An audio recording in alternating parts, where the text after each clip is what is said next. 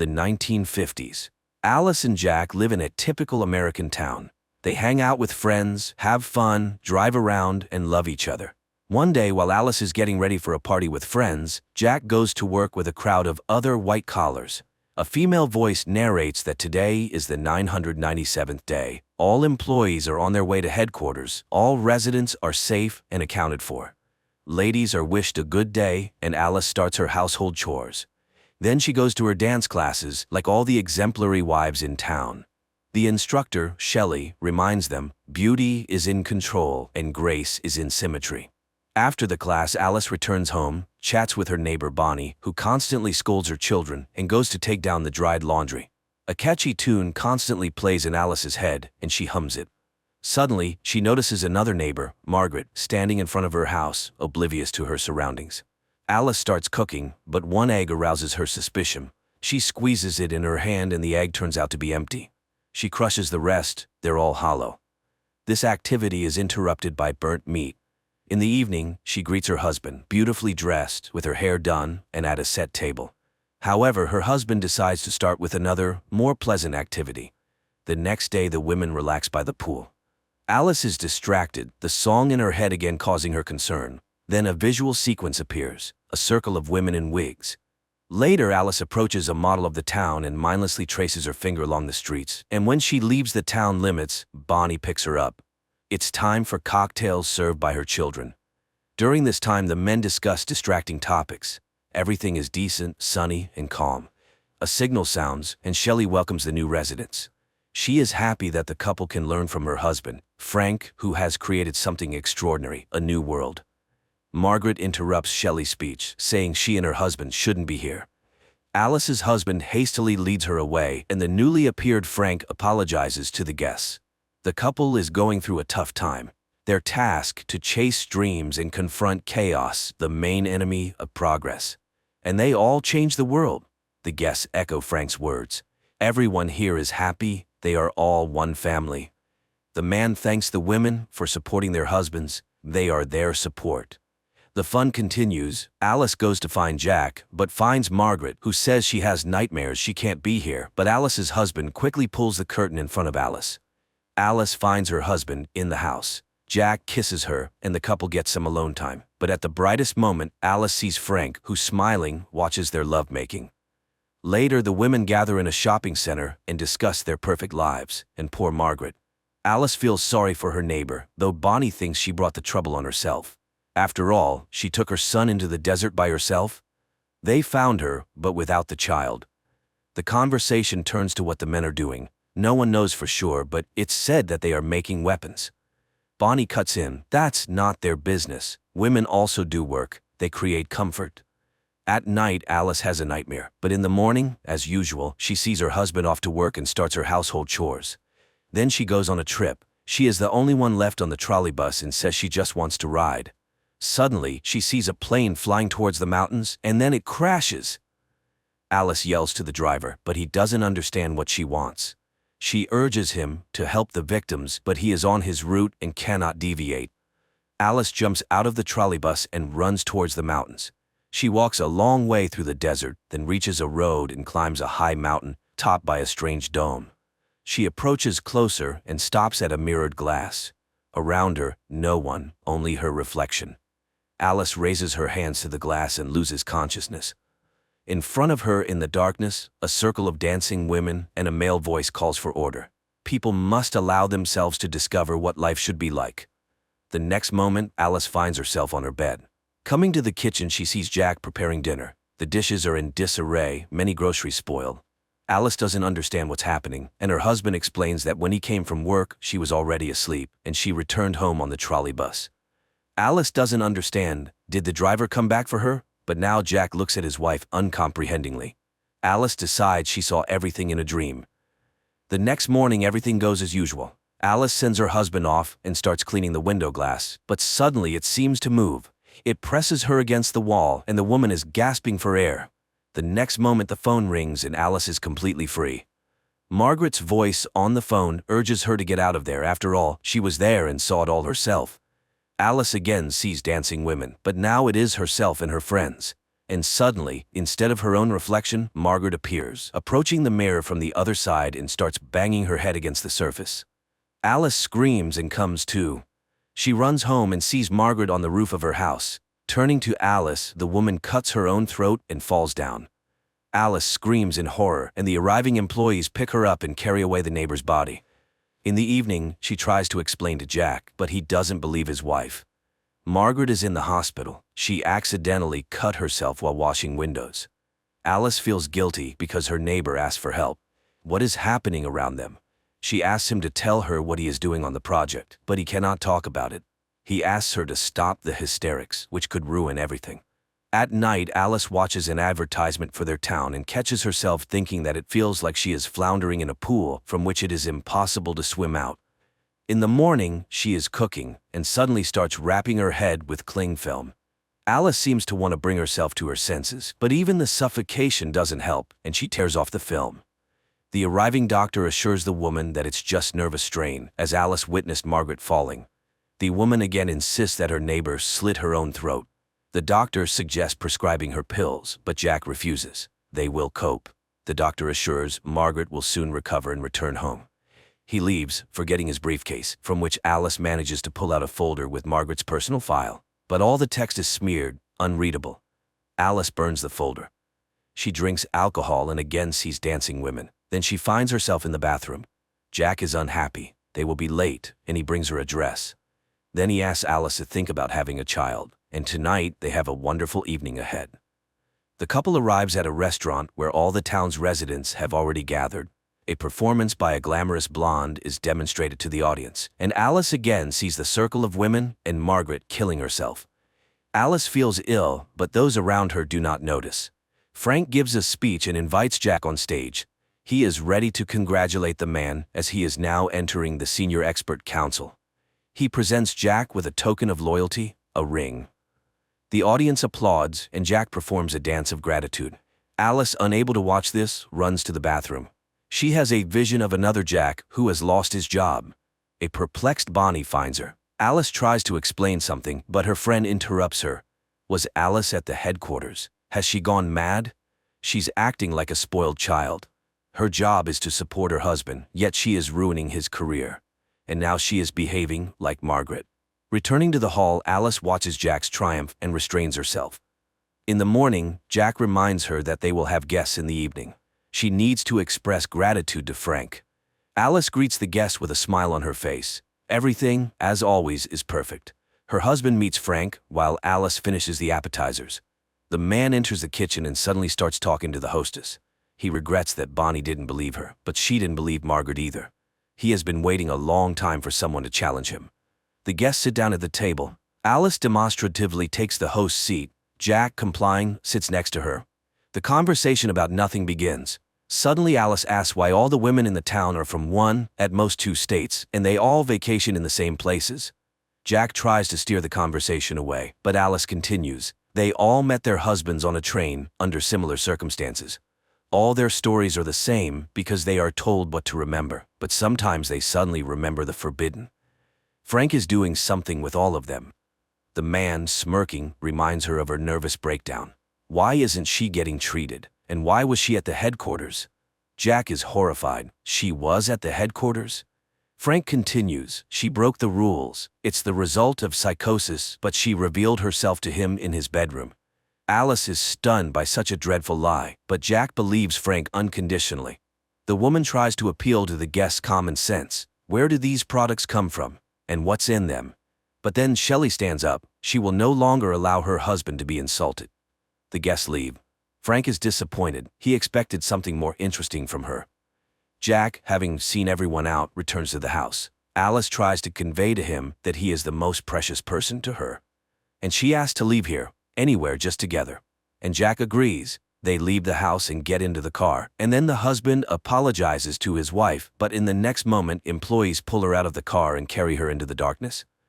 Alice finds herself on an operating table. Visions with her husband pass by. A doctor in a mask leans over her, in which she recognizes herself.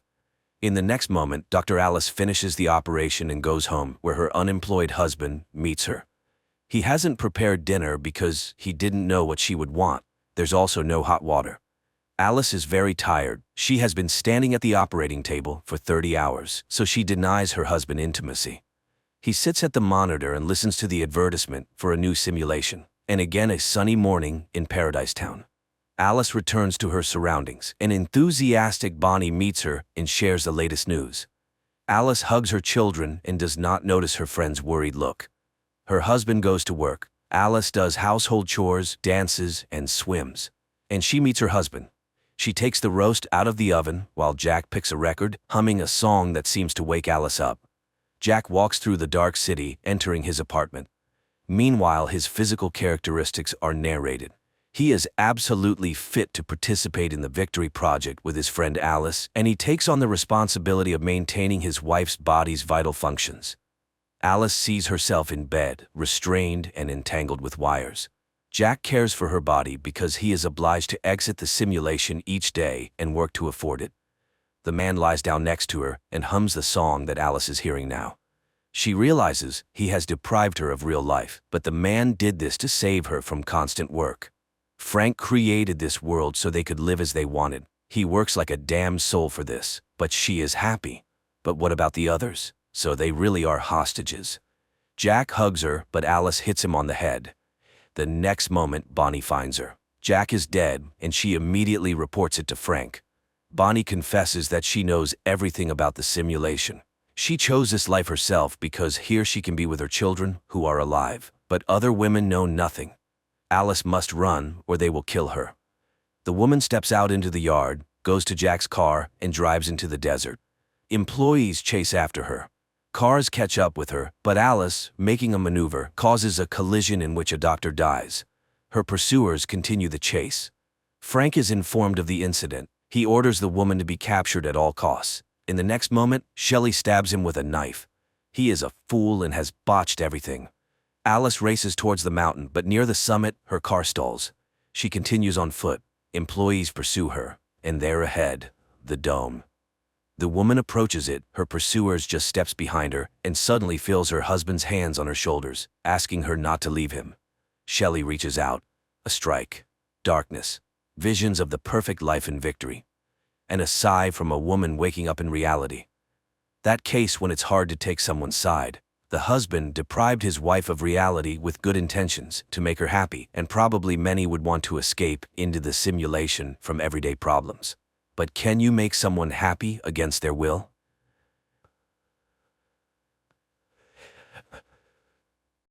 Every day, a young fisherman named Syracuse sets out to fish off the coast of Ireland. One day, he finds a young woman in his nets. He helps her, and when she regains consciousness, he is relieved to see that she seems unharmed. However, she behaves quite strangely and refuses to go to the hospital. She also can't remember her name, which Syracuse attributes to amnesia. He takes her to his late mother's house, offers her some sandwiches, and suggests she stay there for a while. He needs to go see his daughter. Annie lives with his ex-wife, Maura, and today he has to take the girl to dialysis. While the procedure is ongoing, he tells Annie a story about a fisherman who caught a woman from the sea. Annie explains that it was likely a selkie, a creature she learned about at school. Sometimes they come ashore until the sea calls them back. After the procedure, Syracuse takes Annie back to her mother, who is eager to show her the new electric wheelchair she received. Annie shows off the chair to her father, but her mother immediately criticizes him for not talking to the doctor about a new kidney for their daughter. The next morning, Syracuse finds a woman washing clothes in a stream, singing in an unknown language. She asks if she can come with him, and he lets her board his boat. On the way, she says her name is Ondine, which means from the water. Soon, Syracuse's boat stops for lobster fishing, but the baskets come up empty. Ondine begins to sing a song that Syracuse has never heard before, and suddenly every basket is filled with a catch. She helps him pull them out and is surprised when he throws the smaller ones and extras back into the sea. However, she flatly refuses to go with him to the market. He sells the lobsters to the astonished buyers and purchases a dress at a store. Then he heads to pick up Annie from school. On the way home, he continues the story about the fisherman and the woman from the sea. She sings to the fish, and he catches them. Both are happy. Annie thinks it's a dream because everything seems like his dream coming true. Moreover, no one knows the language she sings in. After dropping his daughter off at home, Syracuse heads back, not noticing that the curious girl is following him. He gives Ondine some clothes and food when he reaches the house and finds her talking to his father, who asks how long she'll be staying in his house. Hearing that it's up to him, Syracuse decides she'll stay forever to live with him happily ever after, like in the fairy tale he's been making up with Annie. After seeing everything with her own eyes, Annie goes to the library and asks for books about selkies. Meanwhile, Syracuse goes to church to confess, admitting he's an alcoholic, even though he hasn't drunk for over 2 years. Lately, he's been haunted by a dream where he attends the funeral of his ex-wife's new husband, Alex, after which he reunites with Maura, who still struggles with alcohol problems. The priest advises him to see a psychologist, but Syracuse reminds him of the secrecy of confession and tells him that he pulled a woman out of the water with his net. Now he's hiding her from everyone else. The priest asks him to come to Mass as there's no other way he can help him. Meanwhile, Annie is studying legends about selkies. Ondine cleans the cottage and then examines the new things Syracuse brought her. She's particularly intrigued by the fishnet stockings, which she stretches over one hand, making them look webbed. The next day, Annie goes to her grandmother's cottage and sees Ondine swimming. The girl boldly approaches the shore and declares that she knew all along. The story about the fisherman and the selkie isn't a fairy tale. Annie tells her about her illness and asks her to heal her, but Ondine doesn't know magic and says so. The girl asks a lot of questions, and Ondine likes the lively and straightforward child. Annie asks her to always tell the truth, because what's the point of friendship otherwise? She's very curious about what it's like underwater. Is it better or worse than here? Ondine says it varies, but singing is easier there. Annie shares everything she's learned about selkies from the books. They can stay on land for up to 7 years until they find happiness with a human. Then she abruptly shifts the conversation to her grandmother because her father still misses her very much. Remembering her mother, Annie prepares to go home, and Ondine asks her to come back again. Syracuse also goes to the library to borrow books about selkies, only to find out that Annie has already taken them. Meanwhile, Annie meets up with the neighborhood kids who show off their bikes, and she lets one of the girls play with her wheelchair before it runs out of power and rolls into the water. The kids abandon Annie, and she has to make her way home where she's met by Alex. He recharges her battery and tells her that selkies were invented in his homeland of Scotland, but the girl insists that Ondine speaks a different language. Meanwhile, Syracuse finds Ondine on a pontoon in the middle of the bay and offers to take her back to his boat. He asks her to hold the tiller, but when a patrol boat speeds by, Ondine hides and steers the boat with her foot. Syracuse teases her, noting that she manages just fine with her feet. She starts singing again as he pulls up his net and discovers it's filled with a bountiful catch of salmon, which his nets usually can't catch. Before he can fully enjoy his luck, Syracuse sees the patrol boat returning. The wildlife officers find the salmon and demand to see the nets he used to catch them. He shows them the usual nets for catching salmon, but they're completely dry, meaning he's telling the truth. However, the men notice Ondine hiding in the hold. She confirms that Syracuse caught the salmon in an ordinary net, and they leave the boat. Relieved that the officers believe their story and that nothing happened when Ondine was seen by people, they head to the harbor together to sell the catch. Syracuse offers to buy her a gift, and she asks for another dress, which she'll choose herself. On the way to the store, they run into Annie, who's thrilled that their story isn't just a fairy tale. The girl helps Ondine pick out an outfit while the townspeople gawk at the pretty stranger through the shop window. Later, Annie arrives at her grandmother's house, which looks festive and cozy thanks to Ondine's efforts. Ondine offers to teach the girl how to swim, and she agrees since she'll have someone from the sea by her side. They both play in the shallow water when Ondine suddenly sees something in the water and asks Annie to get on the raft. She pulls out a bundle, which Annie calls selkie clothing. According to legend, if she buries it in the ground, she'll be able to stay on land for 7 years, provided her sea husband doesn't come for her. After listening to Annie, Ondine buries the find in the greenhouse, and Annie counts the steps to remember the exact spot. Later, she tells her father about it and advises him to watch out for strangers. Meanwhile, they all head to the local festival by boat, and Ondine denies Annie's claim that she can grant wishes because she's not really a selkie. Upset, Annie pretends that her wheelchair brakes have failed and falls off the pier, hoping to test the truth of her words.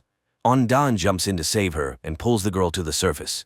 Syracuse carries Annie home and hands her over to Maura and Alex. Later, Ondine tells Syracuse that the wheelchair's brakes work just fine and that Annie was testing her ability to breathe underwater. He confesses that he used to drink heavily, but one day he returned from a trip to find Annie's mother sleeping next to their unconscious child. They saved the girl, and he decided that one of them had to stay sober at all times. Meanwhile, Maura tells Annie that a dark-haired stranger has been looking for the fisherman's girlfriend, which causes the girl to have a nightmare. Meanwhile, Syracuse and Ondine become intimate. Later, he goes to confession and admits to the priest that he sinned with Ondine the night before, and now he fears the luck she brings because he's long lost hope for the best. He knows that something wonderful or terrible will happen, and he's afraid of both. After the conversation, the fisherman steps outside and is approached by an unknown man who starts asking questions about Ondine. Syracuse ignores him and walks away. That day, he takes Annie to dialysis as usual, but when they return home, no one is there. Maura and Alex had been out drinking at the nearby pub. Syracuse takes the girl there. Finally reaching home, he finds the doors broken in and Ondine nowhere to be found. Syracuse searches the shore and eventually finds her hiding. She reminds him of the Selkie's husband and says he's here to take her away. Meanwhile, the intoxicated Maura is riding her daughter's wheelchair and, despite Alex's warnings, is determined to make it home on it. Syracuse hides Ondine in a secret cave behind the waterfall, offering to grant her a wish, but her only wish is for Annie to get well, so he wishes for her to be able to stay. Meanwhile, the man searching for Ondine is driving around town and gets into a car accident, colliding with a car driven by the intoxicated Maura. Alex is thrown through the windshield. Annie, however, manages to buckle up, but still sustains injuries. Syracuse and Ondine, driving by, recognize the car. Syracuse screams and rushes at the medics as they load Annie onto a stretcher to take her to the hospital. Later, they find the girl in the hospital and learn that she's undergoing an immediate kidney transplant from Alex, who, by a stroke of luck, was a compatible match. Meanwhile, the unknown man meets Ondine in the hallway. He wonders why she speaks their language because neither of them belongs here. The sea spat her out, but this is not their world. The woman asks him to return home without her. The next morning, Annie wakes up and immediately asks where Ondine is. Syracuse reassures her that they'll see her soon. Sometime later, a cremation ceremony for Alex takes place. Maura scatters his ashes over the sea, regretting that this time she can't blame her ex-husband for everything. She asks him to take Annie, but demands that he get rid of Ondine, and she forces her husband to drink to Alex's soul. In a drunken state, Syracuse goes to the boat where Ondine is hiding and, calling her a Selkie, takes her out to sea where he demands that she return to her husband and sing her songs to him. He takes her to the foot of the lighthouse and continues to insist that she needs to leave. He leaves her there and prepares to sail away, believing that life isn't a fairy tale. People and Selkies can't be together. Ondine asks for a chance to say goodbye to Annie, but he sails away. As dusk falls, the log she's sitting on gives her silhouette the appearance of a woman with a tail. Waiting for nightfall, she jumps into the sea. In the morning, the priest wakes up a depressed Syracuse, who realizes he's made a big mistake. He brings Annie from the hospital to his home. The girl comforts him, saying that Ondine will come back because she left something here. Later, Annie watches TV, where the Icelandic band Sigur Rós is performing, and suddenly Syracuse recognizes the words. He realizes that Ondine was an ordinary woman and rushes to the lighthouse. At first, he can't find her anywhere and runs along the shore, shouting, but soon he sees a fire where Ondine is warming herself. At first, she says she's a sea creature who found her magical clothes and buried them so she could stay forever with the family she loves. But Syracuse demands the truth, and then Ondine admits that she was a courier delivering illegal substances from Romania. She was in a boat with a backpack full of substances when the police closed in. Her guard threw her into the water because he couldn't swim. She swam until she couldn't anymore, and then she drowned. But she got caught in Syracuse's net. The girl tells him her real name, Ioana. The fisherman takes her home where criminals are already waiting, having taken Annie hostage. Syracuse tries to fight them off, but he can't handle two armed men. The girl told him the story about the Selkie's clothing buried in the greenhouse, and the men demand to be shown the spot. Everyone heads to the greenhouse to dig up the goods, but they find nothing because Annie has hidden the Selkie's clothing elsewhere. Ondine promises to stay with Annie, and she admits that she hid the package in the lobster crate. Everyone heads to the boat, but when the criminals lift the basket, Annie reminds Ondine that she's a Selkie, and they are not. Ondine throws one of the villains overboard. He drowns while Syracuse throws the other Romanian into the water, disarming him.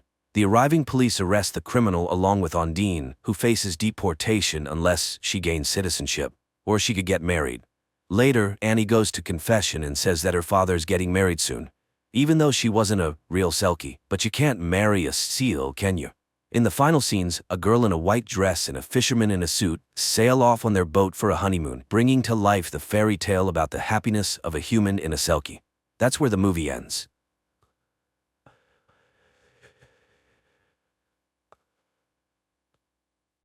1,000 years ago, the first settlers left Earth and formed the League of Free Worlds. Some got warm, sun-drenched planets, while others were fated to be born on a planet covered with impenetrable swamps. People built a model city there where order, prosperity, and total control reigned. Christie was among those who couldn't reconcile with such an existence, which landed her in prison. But since there is no death penalty on planet XT-59, a group of 10 prisoners is sentenced to lifelong exile in the swamps. If lucky, they might reach the Paradise Islands, but no one recalls such instances since the swamps are teeming with dangerous creatures. This time, as the prisoners were prepared for their last journey, the captain incapacitates one of the prisoners, his head shrouded in a sack, and orders him to move forward. The prisoner inquires about the security barrier and begins to move very cautiously. He miraculously avoids the hit from the security's invisible barrier, and the captain orders to deactivate the protection. Then, the captain reads the sentence and removes the sack from the prisoner's head, followed by an order to give the prisoners a metal box with supplies. They have an hour to set off, or the guards will kill them on the spot. One of the women goes into hysteria, claiming she's a tourist and innocent. She tries to run, but Christie catches and calms the unfortunate woman. The prisoner, freed from the sack, suggests that people introduce themselves. He is Irwin, but the initiative is intercepted by the formidable-looking Youst, nicknamed the Polar Wolf, who knows these swamps well as it's not his first exile. The wolf wants to know everything about each member of the team, but their acquaintance is interrupted by the appearance of a dangerous local creature living underground, called the Pagan. The creature senses vibration and moves towards it, dragging its prey underground. Christie declares that she intends to only listen to Irwin. Youst reminds her of his superiority, to which Irwin proposes to divide the supplies and opens the box. He manages to grab only a knife when the others pounce on the box with supplies. The wolf again reminds everyone that he's the boss, but Irwin refuses to listen to a prisoner and announces his departure to the Paradise Islands. Christie joins him, but first, they want their share of the supplies. The wolf's henchman tries to claim rights over Christie. Then Irwin puts a knife to his throat, reminding that any attempt of the prisoners to destroy each other will result in them being immediately shot on the spot. So, the wolf has no choice but to give the pair their share of supplies. Additionally, Irwin requests the metal box itself in exchange for a portion of food, and the wolf agrees to give it away. The wolf orders his group to prepare for the journey when Christie asks Irwin to help the helpless tourist. But he refuses. That woman is already dead, even though she doesn't know it. Irwin explains to Christie that she should go first because she is lighter than him, and he will be able to pull her out if she falls into the swamp. At that time, a voice from the fortress commands the prisoners to lave the shore. The wolf leads his team forward. Irwin and Christie tie a heavy box with ropes and also set off. Suddenly, a shot is fired from the fortress. People hide behind the rocks, and Irwin realizes that he was the intended target. He forces Christie to crawl out of the dangerous square. Along the way, the girl notices small, crawling creatures, but Irwin assures her of their harmlessness, suggesting they could be their food, which disgusts Christie. Soon, the pair reach a relatively safe place and confirm that Wolf's team is following their trail. Watching how Irwin calculates everything in advance and can find a solution to any problem, Christie worries, trying to understand who the man was before his exile. The girl doubts the existence of Paradise Islands, to which Irwin rightly remarks that then they wouldn't have tried to kill him. After all, the guards would have been sure that he would definitely die. And although it's his first time in the swamp, he is confident that he can find the right way. Meanwhile, the captain is reprimanded by the president for the advisor still being alive. Sergeant Matthias, who was the disguised prisoner, failed to eliminate the advisor. The captain reassures the president, stating the swamps are impassable.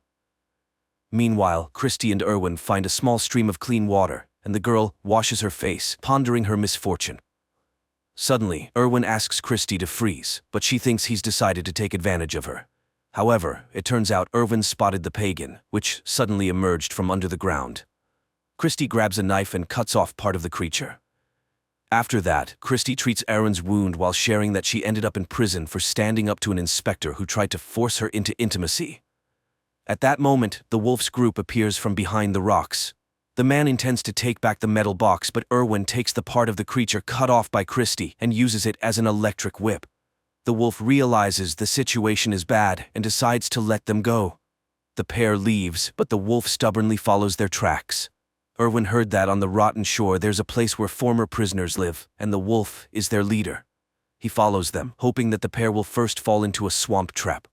Erwin notices the tips of the pagan sticking out of the ground and orders Christy to lie down, be silent, and not move. They do so, watching as a gigantic root of the pagan appears over the wolf's group, dragging several people underground. Meanwhile, the president again contacts the captain, who assures that he has taken the necessary measures and his man is on the trail. In the swamps, Erwin and Christy stop for the night. The man is ready to talk about himself if the girl solves his riddle about the cost of a chocolate bar. But while he states the conditions of the riddle, Christy falls asleep. The girl wakes up to a strange sound and sees a wave of creatures approaching them. She tries to run, but Erwin throws her into the box, climbs in himself, and closes the lid. The pair waits out the invasion, and although the box's lid is eventually breached, the people remain unharmed. Finally, silence falls, and they emerge outside. Christy's first question is about the answer to the riddle, and knowing it, she calms down. Now the box is no longer needed, and the pair throws it away. Soon they reach the liquid part of the swamp.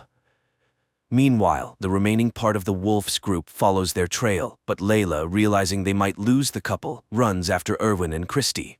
The wolf rushes after her and falls into a swamp pit.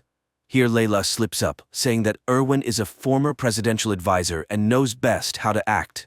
Nevertheless, one of the prisoners, Jan, helps the wolf out. In the evening, Erwin sets up camp, forces Christy to eat raw tadpoles, and confesses that he was the president's advisor, but his conscience tormented him. He collected a lot of different information and wanted to tell the public about it. The authorities realized they couldn't get rid of him quietly and sent him to the swamps. But he managed to launch a virus into the control system, which can only be turned off knowing the code, and only he has the code.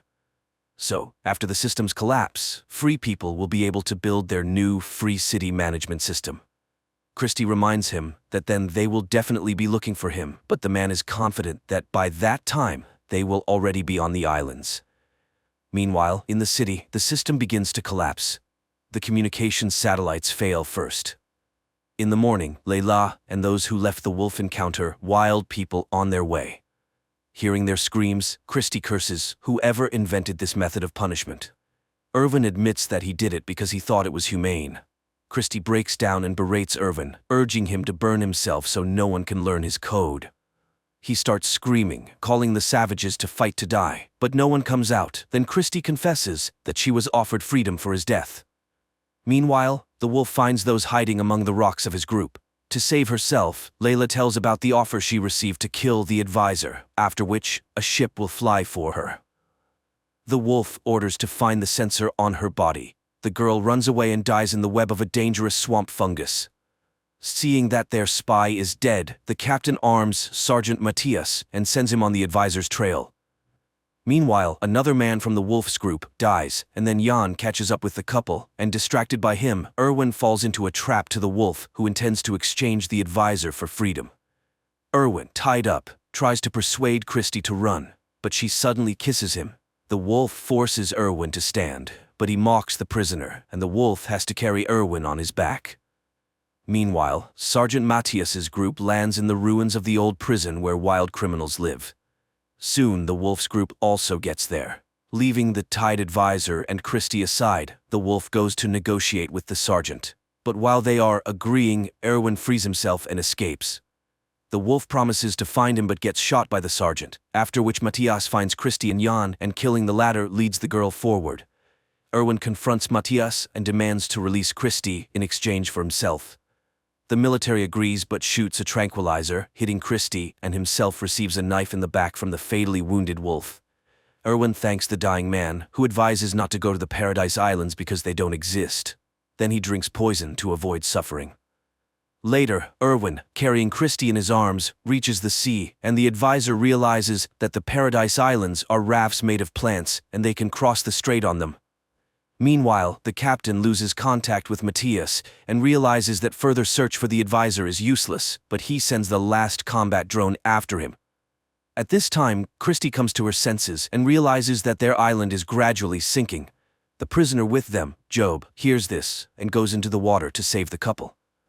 Soon they hear the sound of an approaching drone, but the drone fails to reach them and falls into the water, thereby proving that Erwin's virus worked and the city's control system is destroyed. Their joy is overshadowed by a cliff appearing ahead. The couple wraps themselves in their plant-made island and miraculously survives a gigantic waterfall. Soon, they reach the shore, where a secret bunker is set up in case of the president's escape, designed and built by Erwin. But he doesn't know the entire code. The last figure was entered by the president. There are only 2 attempts, so guessing it is impossible. Then Christy remembers the riddle about the chocolate bar and, knowing the president's answer to it, which Erwin also posed to him, suggests entering the number he named.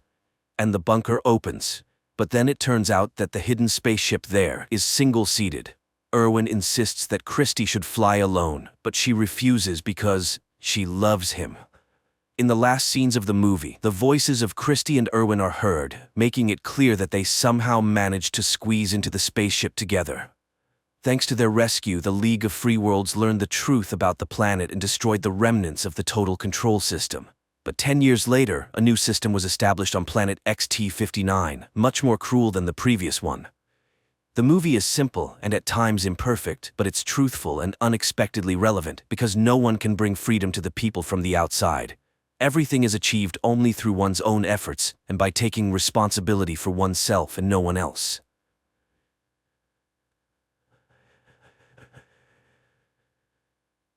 Krefeld, 1984. One night, a father awakens his 6-year-old son Mark because they need to flee their now dangerous home. While the man hurries the older son, Thomas, Mark sees a frog statuette that stood on the shelf come to life. The father and sons drive into the night. Suddenly, the boy's mother Petra appears, begging the father not to take the sons as no one is pursuing him. He drives around her and races to the cemetery. 10 years pass. Mark works at the living sound store he opened with his brother and attends school, where he has a bad reputation as his brother was once expelled for aggressive behavior. Besides the boys, a lame kid named Memo works in the store, whom Thomas values for his loyalty. On his younger brother's birthday, Thomas gives him the Chronicle, an ancient book passed down in their family from generation to generation, telling of a parallel world called the Black Tower, full of terrifying creatures serving the Griffin, who wants to subjugate the world of humans. Only the Zimmerman family men can stand against the Griffon and save everyone from his invasion. Mark begins reading, considering it all fantasy, but the descriptions are too realistic, and the map looks genuine. Disturbed by the bloodthirsty drawings, Mark suddenly finds himself in unknown terrain at the base of a huge tower, and immediately a terrible horned creature confronts him. Mark runs and falls into a pit, and as the monster swings an axe at him, the boy screams in fear and finds himself back in his bed. The next day, Mark meets a new student at school, Rebecca, who classmates immediately inform about Mark's family troubles. His brother Thomas was in an asylum for hitting a teacher, and Mark attends psychotherapy sessions, trying to forget the events of one terrible night. But the girl isn't scared off, happily accepting Mark's invitation to the rooftop of the store, which is set up as a picnic area. In the evening, Mark finds Thomas at home, which is rare. Everything goes well until Petra starts a conversation about the asylum she put him in. Then Thomas invites his brother to look at evidence and drives him to the cemetery. They climb to the attic of the church where their ancestors had equipped a shelter. Thomas shows the father's belongings, missing a plumb bob. Here, Mark cuts his finger. His blood hits an inconspicuous peg, and a secret compartment in the floor opens, where the brothers find the tool the Zimmermans can use to kill the Griffin. But the moment Mark takes it in his hands, stone statues at the cemetery come to life, one appearing on the roof, blocking the brothers' way down. Nonetheless, they descend, but a stone devil jumps right in front of their car. A stone angel intervenes to protect the boys, and while the two statues fight, the brothers hide in the church. Waiting out the battle, Mark falls asleep, and in the morning, doesn't find Thomas next to him, but the hood of his car is covered in stone debris. Mark thanks the angel for help and drives to look for his brother. Opening the Chronicle, he hears voices advising to look for Thomas in the Black Tower. Mark goes to Dr. Peters, and it turns out that Becky is the daughter of his psychotherapist. Mark drives to the store, but his brother isn't there either. The boy opens the Chronicles and finds information about a portal located in the church, but then he gets scared by an unknown insect and ends up in a dense forest. Meanwhile, Memo, seeing that the brothers aren't in the store, calls their mother, Petra, who immediately rushes to the police and reports the children missing. Mark finds Thomas, who rejoices that his brother has finally seen the truth, but learning that he simply teleported here, he concludes that his brother is a wanderer between worlds. In the morning, Thomas wakes his brother because nearby appear slave hunters. The boys run, but Thomas is wounded and captured, while Mark teleports to the store, terrifying Becky and Memo. Friends ask him to tell them everything, and he finally agrees. Meanwhile, in the Black Tower, one of the horned creatures reports to the master that they caught the Wanderer's brother, and he concludes that it's time for the return. Friends predictably don't believe Mark, and he leads them to the church, but there's no attic above. Becky considers this a cruel joke, as it was dangerous for Memo with his leg to climb up there. Mark gets angry, and the girl, offended, leaves. In rage, Mark hits the stone base of the statue, and these blows resonate in the caves of the Black Tower. At night, Mark goes to Memo because he needs help searching for his brother, and although he considers the boy crazy, he goes with him to the portal in the church. The boys follow the instructions from the book and find a door with signs in the basement. Mark performs the necessary manipulations, and the door opens. Astonished, Memo goes there and immediately notices that his vision has become normal, and his leg no longer hurts. And while the boy rejoices, the passage closes. Memo asks to remember how Mark returned home last time, and he shows how he closed his eyes, thought, and disappears, leaving Memo alone in a strange world. Memo didn't appreciate such a joke. Opening his eyes, Mark is horrified and tries to return for Memo, but it doesn't work. Then Petra enters, sees the chronicles, locks her son in the room, and he falls into a rage, causing the walls of the Black Tower to crumble. Petra calls the doctor, and he asks to release the son. Mark rushes to the church but only finds a note on a piece of wood that Memo is nearby.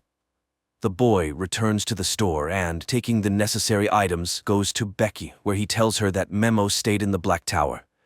He leaves her the chronicles and a note asking her to take the book to Petra if they don't return.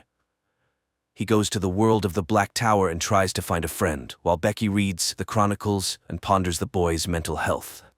Mark emerges from the forest and, setting up a sound system on a cliff, plays Memo's favorite music. Meanwhile, the slave hunters capture a village where they seek a man with a loud voice.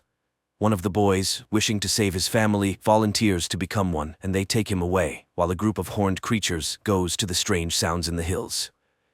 At the same time, Becky shares Mark's secret with classmates and suggests conducting an experiment to animate a plant from the book. The volunteer is brought to the cave and seated in a stone chair. Now the griffin, wanting to speak, inserts its claw into the boy's back, and he voices its thoughts. While Mark is discovered by horned creatures, the boy runs from them when an unfamiliar man, completely wrapped in rags, covers the boy with smelly fish and hides him in a forest den. Meanwhile, Becky performs the ritual, dripping water on the flower, but young people vainly wait for some manifestations of magic. The flower remains dry. Becky suggests a last attempt at the portal, not noticing how a classmate puts the flower in a glass of water. At the same time, the horned creatures leave, and the stranger helping Mark removes the rag from his face, revealing himself to be Memo. But he's been in this world for 2 weeks, not 2 days. Then the boys see a caravan of slaves, and in one of them, they recognize Thomas. But while they can't help him, they themselves are noticed. The boys run from the pursuers and end up on a high cliff with no way out. On Earth, Mark's classmates come to the church and perform everything prescribed, but the door doesn't open. Then Mark grabs Memo, jumps off the cliff, and teleports to his room. Petra hears a noise in her son's room, runs there, and sees Mark and Memo, who now needs glasses again. Mark calls Becky and asks her to bring the chronicles, while a flower blooms on her desk, from which something terrible emerges. The next day, the boys begin developing a plan to save Thomas, especially since Memo now knows a lot about the world of the Black Tower. He built a hut on the shore of a lake where the caravans of slaves stop, following which one can find the place of the boys' confinement. Meanwhile, the griffin is reported that the wanderer between worlds has escaped, and it destroys its close. And Becky, waking up, finds a blooming flower, miraculously avoiding contact with the creature, and gives the chronicles to her father because she now considers Mark sick. In school, she tells the boy about this, and he experiences another fit of rage. Becky's father, having read the chronicles, goes to Petra and admits that he underestimated her son's illness. The woman decides to hospitalize Mark despite the doctor's protests. Later, the woman detains her son near the house when an ambulance arrives, and paramedics grab the boy, but he resists and runs across the roof to the church, where Memo has long been waiting, but the paramedics come there too. The boys fend them off when suddenly a hooded man comes and scatters the medics, beating one to death. The boys run to the door, while Petra waiting outside sees a bloodied Mark coming out of the church. At that time, Memo leads his friend to his hut by the lake. Meanwhile, the father informs Becky about Mark's deed and forbids her from leaving the house. He himself goes to the crime scene and confirms Mark's capacity for crime. Becky enters her room, turns on music and lies down on the floor.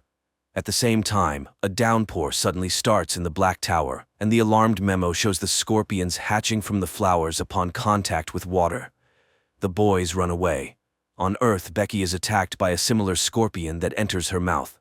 She manages to pull it out with tongs and destroy it by sprinkling salt. The boys also manage to escape by climbing onto a rock. Morning comes, the scorpions dry out right before their eyes, and Becky rushes to look for the chronicles because she now believes the boy. She takes the book and hurries to Petra. At the same time, the boys reach a lake in the mountains. On Earth, Becky's father comes home, takes off his bloodied clothes and burns them in the yard because it was he who was in Mark's guise in the church and killed the medic. Meanwhile, a faceless wizard arrives at the Griffin, reporting that he did everything to prevent the boy from returning to the human world. And Mark, at this time, admires Memo's cabin and is surprised by the changes in his friend. From the cabin, one can monitor the paths, and the caravan will not pass by unnoticed. But just in case, the boys set up signal cans. Becky comes to Petra, where a detective arrives, who also notes the oddity of what is happening. The girl tells everything she managed to find out about the Zimmerman family, and only then notices that she forgot her backpack with the chronicle and the classmate's car. Mark and Memo spend the evening by the fire, developing a plan. Mark can go to the mines, find Thomas, and teleport home with him. Memo is ready to walk to the portal that Mark will open, but the boy needs to train in teleportation. At this time, the wizard reports the plans of the boys who stopped at the lake. The Griffin orders their capture and reminds that he does not need complications in the human world yet. In the morning, Mark wakes up feeling someone's presence, and going to the shore, hears the screams of a fish, which Memo catches, and guts. Mark remembers how and where he teleported, and begins training. At the same time, a messenger from the Black Tower comes to Dr. Peters's house, telling about Mark's appearance. The doctor is proud of himself because it was he who prepared the boy, invoking the necessary rage in him and cutting off his way to the world of people. After seeing off the guest, the doctor goes to Becky's room and discovers that she has disappeared. He gathers dust in her room and, tasting it, learns about everything she did during the day. Then he goes to a youth party where the girl went to get her backpack back. Meanwhile, Memo expresses the thought that fear is not necessary for teleportation, and Mark remembers the kiss with Becky and teleports to the town. He immediately returns, but it turns out that he was gone for 2 days. The boy finds out that strong emotion and a vision of the place to which one must move are needed for teleportation. At this time, Becky finds her water-soaked backpack in the kitchen, and opening the book, sees a bloomed flower. The girl realizes the threat looming over those present, takes a pack of salt, and goes to track down the monster. In the other world, Mark again hears someone's footsteps and sees his father, who accuses him of his own death. Memo brings him to his senses, but Mark is sure that someone is getting into his head. Meanwhile, Dr. Peters comes to the party when one of the girls is attacked by the monster. Becky rushes for help when her father stops her and, using hypnosis, orders her to leave. Petra and the detective sitting in the hall suddenly see young people flying out of the crowd, then screams are heard, and everyone runs away. And in the middle of the hall remains an incomprehensible creature, resembling a many-legged scorpion. The detective pulls out a gun, but the monster attacks him, knocking the weapon out. And then Petra picks up the pistol and saves the detective. Then the doctor enters the hall and the killed millipede turns into a bear. In the morning, Mark wakes up again from the scream of the fish and, in irritation, argues with Memo. But his box of nails, which he uses to remove anger, turns out to be empty. He runs out to the shore, where Memo teases him and throws the nails into the lake. Then he reminds him of his father, saying that he is to blame for his death. In a rage, Mark hits Memo, thereby collapsing the walls of the Black Tower. The Griffin sends hunters after him. Meanwhile, Memo collects firewood and, returning to the lake, sees Mark hitting another Memo. He touches the body and it suddenly scatters, but the traces in the sand betray the direction of his run. Memo throws a stick and stuns the faceless wizard who disguised himself as Memo. The boys tie him to a cot, and he tries to deceive the guys, alternately taking the forms of their fathers.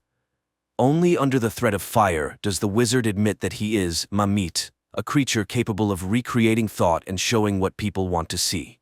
He did everything at the behest of the griffin because he feeds on Mark's hatred. At that moment, the signal of the caravan's arrival sounds, and in the town they investigate an accident, although no one can understand how the circus bear got out of the cage. The detective asks Petra for a conversation and tells her that after her husband's self-immolation, they did not find a trace of his body. He was taking antidepressants, thanks to which he was able to see the true face of the prosecutor. And it was not human. The case was slowed down, and today they both saw a monster, not a bear. So, they need to look for the chronicles. At the same time, the doctor brings Becky to her senses and she remembers the story about the Mermaids who served the griffin, to which her father reacts very aggressively, which makes the girl suspicious. The doctor locks her up. Mark and Memo follow the trail of the Horned squad to the mine, where people work. The commander of the Horned reports to the mine overseer about the failure of their mission and receives an order to process the tunnels with tar mud. Mark, to find Thomas, turns on the music system. The brother raises his hand, but the Horned ones immediately take him into the mine. Mark suggests waiting for darkness. At night the boys say goodbye, and Mark teleports while Memo distracts the guard. The boy finds his brother, but it turns out that the tar prevents teleportation. Thomas admits that he was used as bait. They even left him a plumb line. This means that the griffin is ready to attack the human world, using Mark's power. At the same time, Memo runs to the portal, leading away the Horned squad, while the brothers argue about who will fight the griffin. Mark shows his superiority by breaking through the cave wall with a plumb line. The brothers run away, and Memo falls into an ambush and loses fingers on his hand. Mark and Thomas catch up with the squad, and, having killed one of the Horned ones, find the injured Memo. Learning about the escape of the Wanderer, the griffin emerges from his hiding place and flies in the footsteps of the people who at that time are driving to the portal in a captured cart. But at the very door, Thomas suddenly demands that Mark give him the plumb line. He refuses, and Thomas forcibly takes it, and then the griffin appears above them. At this time, the detective and Petra take Becky out of the house, ignoring her father's protests. Mark comes to his senses and hears Thomas's voice from the mist, picks up the plumb line he threw, and realizes that his brother was captured by the griffin. At that time, Petra, the detective, and Becky are trying to open the portal. And the griffin calls Mark to battle, fueling his hatred. But the boy suddenly remembers his father's advice, calms down, and refuses to fight while Petra opens the portal. Becky manages to pick up Memo when Mark sees the enraged griffin and wounds him with a plumb line, forcing him to drop Thomas. The boys drag him into the passage and close the door in the monster's face. Meanwhile, a Mermaid in the guise of Dr. Peters kills another Mermaid who will now work on Earth instead of him. It turns out that Dr. Peters is a Mermaid in human form, and in the church, he killed the medic while in the guise of Mark, so that the police would look for the boy and he could not return to the world of people. Sometime later, Petra comes to her sons in the hospital and asks for forgiveness for mistrust, but now she has seen everything herself and, together with the detective, is ready to support them. Mark thanks Memo for everything, goes to Becky, and, having kissed her, teleports her to the lakeshore, while new Horned ones are born from stones in the cave. An entertaining adventure series, quite decently filmed by German cinematographers. And judging by the finale, there will be a second season too.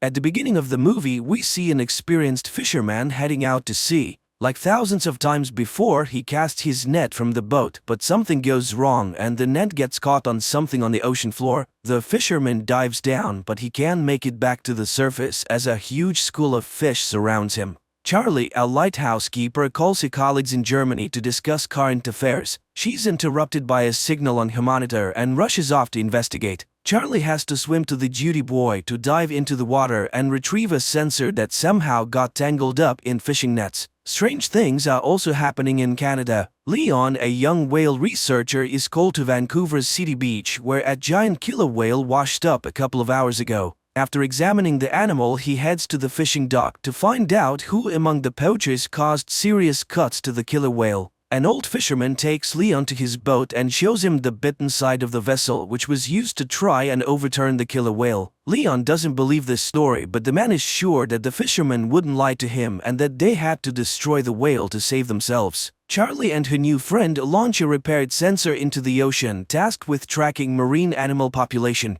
They notice methane ice fragments around the boat, which often rise to the surface, but today there are too many of them. Leon finally hears the whales and learns that they have been seen in various locations along the coast. Before heading out to sea, he calls his girlfriend Lizzie, who has already taken tourists on her boat to see killer whales in the wild. A giant whale appears next to Leon's boat. After freezing for a couple of minutes, the giant disappears underwater, but a whole pod of orcas takes its place. Lizzie takes the tourists onto the deck and everyone watches in awe as the whales appear. The humpback giant also appears next to the ship and the tourists are able to see it up close. The strange behavior of the whale pleases everyone except Leon, who tries to warn his friend but is too late. The next trick of the whale hits the metal of the boat. Leon arrives at the scene of the accident and tries to save those who survived the hit, but now a pod of orcas is hunting for the tourists. Leon is unable to save Lizzie. The action shifts to a French restaurant. After gathering fresh seafood at the market, the chef plans to prepare lobsters, but one of them shoots an unknown liquid into the man's face. After wiping his face, the chef continues working, but by evening he and two other cooks begin to feel ill.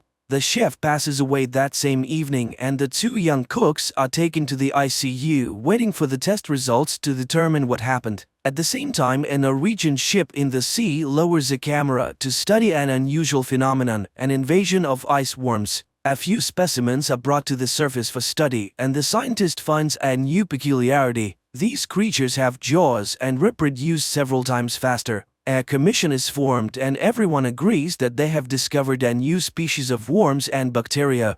Leon talks to the owner of a fishing boat who was also a witness to the humpback whales attacking other boats the day before. In addition, Leon is shown another anomaly. The bottom of the ship that returned from the sea is covered with a thick layer of mollusks which has never been seen before. A group of scientists launches a sampler onto the seafloor to check the soil where worms were found, but due to a methane leak, an explosion occurs. The ship manages to survive, but the team is greatly frightened. The scientists are not only scared of the mistake during the operation, but also the results of the test. In addition to the worms on the seafloor, there are bacteria that eat ice and can reach the very bottom. Jess records a video message to Charlie when something strange suddenly happens and alarming readings appear on the monitors. The water under the ship starts boiling and something pulls it down into the depths.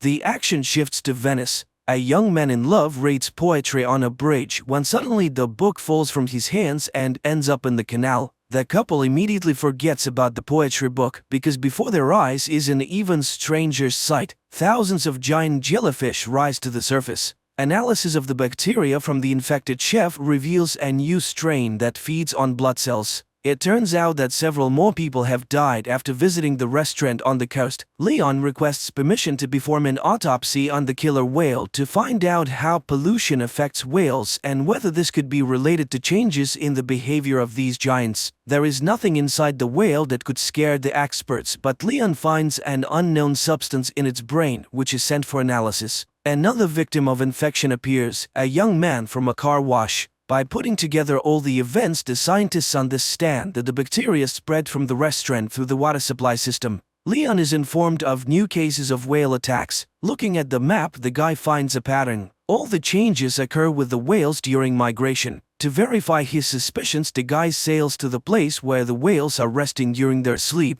The dive almost ends in tragedy, but Leon manages to install a camera on one of the whales and get out. Sigurd finds out that the Japanese have also found the worms, but they are not in a hurry to report it to the world. Recordings from the cameras are checked in 2 laboratories at once. Leon's footage shows that the whale pod descended to the very bottom, where they were met with strange glowing. Far from the events, a new incident occurs on the coast. Hordes of crabs crawl out onto the streets of a small village. Another shot of the seabed finally lifts the veil of mystery. It turns out that one of the oil and gas companies was drilling ice in a forbidden place and damaged the seabed for several kilometers. Leon has to sneak through a fence to get to the guarded port area to collect a few more mussels for analysis from the ship, but he's caught by security and arrested. In the morning, Mr. Sato, the Japanese owner of the ship, contacts Leon. He asks the guy not to trespass on his territory in this way again, but promises to provide access to all materials for study.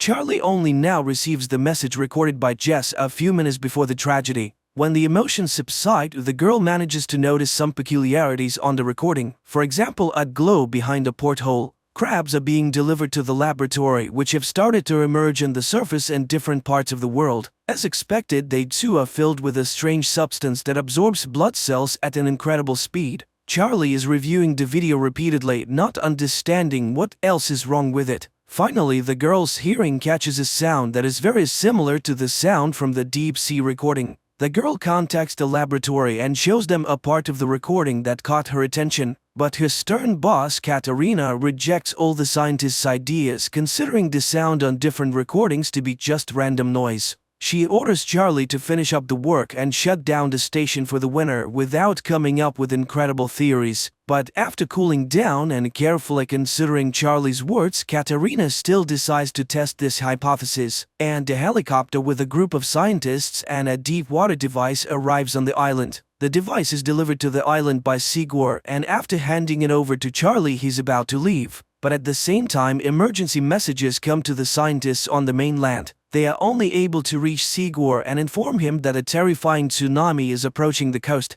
Those who see it with their own eyes realize that there is no chance of survival. Sigor manages to warn Charlie and they leave. At the conference, scientists give a report that the discovered bacteria intentionally infect humans, and soon everyone will have to flee far away from water sources. Leon tries to warn his fishermen friends about this, but none of them are ready to live on land, choosing to die in their familiar environment. Rahim meets Leon at the institute to participate in a scientific conference. The best minds gather to discuss what is happening, and most agree that there is some force at work that wants to drive people out of the ocean. Only Katerina is against everyone else. She refuses to abandon the knowledge and convictions gained through years of experience, so she orders the group to seek a logical explanation based on science. Despite objections from their mentor, the group of scientists presents their theory to the public, convincing the government that marine inhabitants infected with bacteria are intentionally attacking humans. They even give the new intelligence a name, the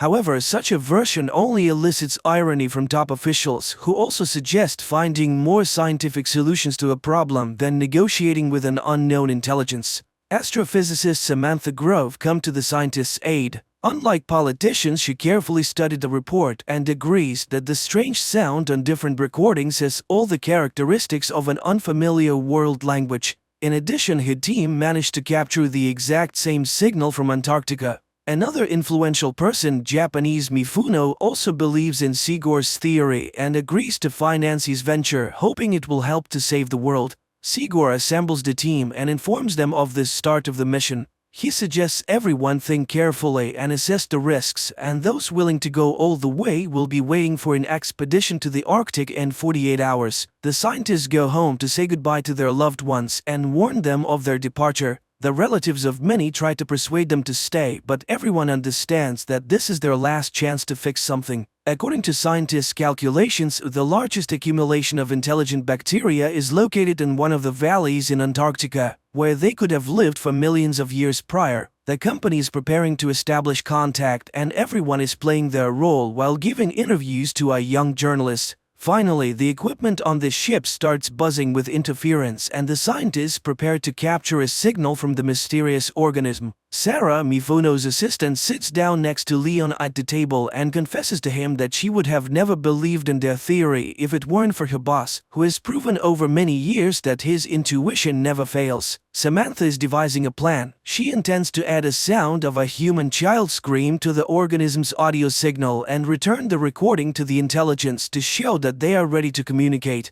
Charlie asks her colleague to take her with him in the diving apparatus to the bottom. The ship drops anchor and the scientists begin transmitting the sound message. Meanwhile, the daring couple gets into the capsule and prepares to dive to the depths. The whole team is eagerly awaiting any reaction, and finally movement appears on the radar and the sensors pick up a sound signal. The team from the capsule tries to contact the captain's bridge to report that their fans are malfunctioning and they are running out of oxygen, but communication is not working. The chief pilot Luther is ready to return, but Charlie notices some movement and turns off the lights, waiting to see what happens next. On the ship, they also notice something approaching. Sigor insists that the captain recall the submarine, but they can't reach the group. Luther doesn't want to risk anymore and he lifts the boat. On the ship, a hatch opens to receive the capsule into a special compartment. Charlie notices a strange glow appearing around them at that moment, but she doesn't tell anyone about it. Meanwhile, Samantha reports that they have managed to establish contact. The sound signal has returned and the child's cry has been altered as a sign that the bacteria understood the message from humans. Dr. Chase is looking for a way to cure those who have already been infected by the bacteria. Luther tells the journalist that he saw nothing at the depth, and everything Charlie saw was probably a figment of her imagination, just like the whole idea of intelligence. Nevertheless, Samantha tries to decipher the messages to assemble them into a response signal that the intelligence will understand. While staying in the compartment with the capsule, the journalist notices a glow in the pool. The lights on the ship go out and interference begins. When everything is restored, the captain sees the journalist's body fallen on the monitor. Chase tries to save the girl, and on her lips she notices a liquid resembling cerebrospinal fluid. Samantha tells the team and the captain that during the voltage surge there was a signal surge and it was so low that no one heard it. But most importantly, in the opinion of the astrophysicist, it originated from inside the ship. Charlie listens to what her colleagues are saying, but she never musters the courage to tell them that they brought the bacteria into the pool. Leon visits the girl, whose body has become covered in strange spots. The doctor asks the guy and Sarah for help. They must hold the girl while she takes a sample of the spinal fluid for analysis. The doctor tells the team about the results of the analysis. The substance previously found in marine creatures was discovered in Alicia's spinal cord. Chase believes that bacteria were attempting to merge with the girl's cells, and Charlie admits to seeing the glowing enter the ship with them. Samantha records a new message for the this time including an audio image from the astrophysicist. Charlie goes down to the sealed compartment without permission, and the pool starts glowing again, creating unusual shapes with the light. At that moment, Samantha receives a response message from the entity, which also contains an image.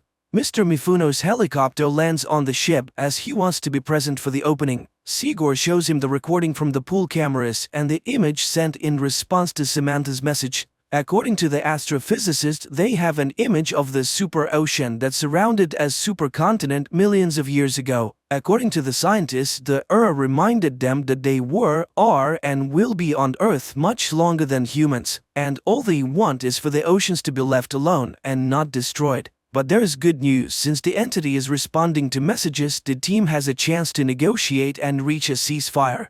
In the meantime, Chase devises a drug that can destroy bacteria that consume blood cells. This news creates disagreement within the team. Mifuno plans to test the substance in the pool and if it works, completely destroy the Sigor disagrees with this, at least until they confirm that they cannot negotiate with the Chase tries to take the middle ground and suggests trying the drug in the pool but not rushing to launch it into the open ocean. Everyone gathers to watch the experiment. Chase launches the drug into the water, which immediately begins to rise, emitting a terrible scream that shatters the glass. The captain is informed that nothing is working on the ship and they are simply drifting in the waters of Antarctica. But worse, the ship is surrounded by icebergs. The vessel collides with an iceberg, but unexpectedly a blue glow takes it somewhere else. The captain orders the engines to be started to break free from the control of the He also doesn't understand why they don't pour all the drug they have on board into the water. But Sigurd tries to explain to the captain that everything that happened now is the price for his thoughtless experiment in the pool, and no one in the world will manufacture enough of the substance to destroy worldwide. The only way out is to make a truce. While the team is deciding how to negotiate with the entity traps the ship between the icebergs. Charlie hurries to the capsule to descend and deliver Luther's body to as a sign of complete obedience. Once at depth, Charlie changes her plan. She injects leukocytes into her heart that can merge with and opens the capsule door. The body falls under the control of and the icebergs release the ship, while billions of lights envelop the girl underwater. Later, Charlie brings the ship to a deserted island. It opens its eyes and looks at the sky with glowing blue eyes. The series ends here. Please write in the comments what you think about this series.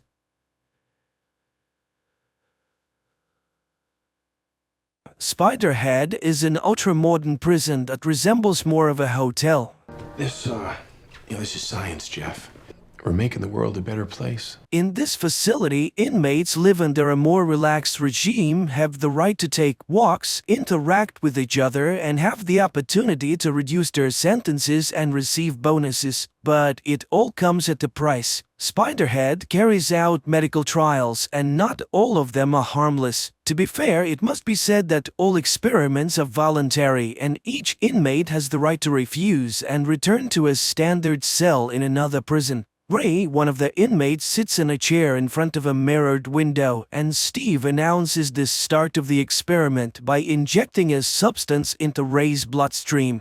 Just a minute later, they administered the first dose of the drug to the subject and begin reciting simple jokes, causing Ray to burst into hysterical laughter. When the jokes are replaced by grim facts, the subject's reaction remains the same. Ray continues to laugh hysterically. Another morning in Spiderhead is no different from the previous ones. Inmates are awakened by a loudspeaker and their names immediately announced for participation in the experiments. Steve inquires of Jeff if he's willing to try the new N40 compound on himself, which no one has ever tried before, and the guy readily agrees to participate in the experiment. In addition to the test drug, another one is administered to enhance the speech centers of the brain. This allows Jeff to describe his state in great detail, mentioning the smallest details. Returning to the Spiderhead compound, Jeff meets Lizzie and tells her about his walk today. Unfortunately, he can't recount everything he saw because after taking the substance that enhances vocabulary, a side effect occurs. Jeff can't say even a few words. The only thing the guy remembers is that everything that surrounded him during the experiment, whether it was flowers or factory pipes, elicited the strongest feelings of love and admiration in him.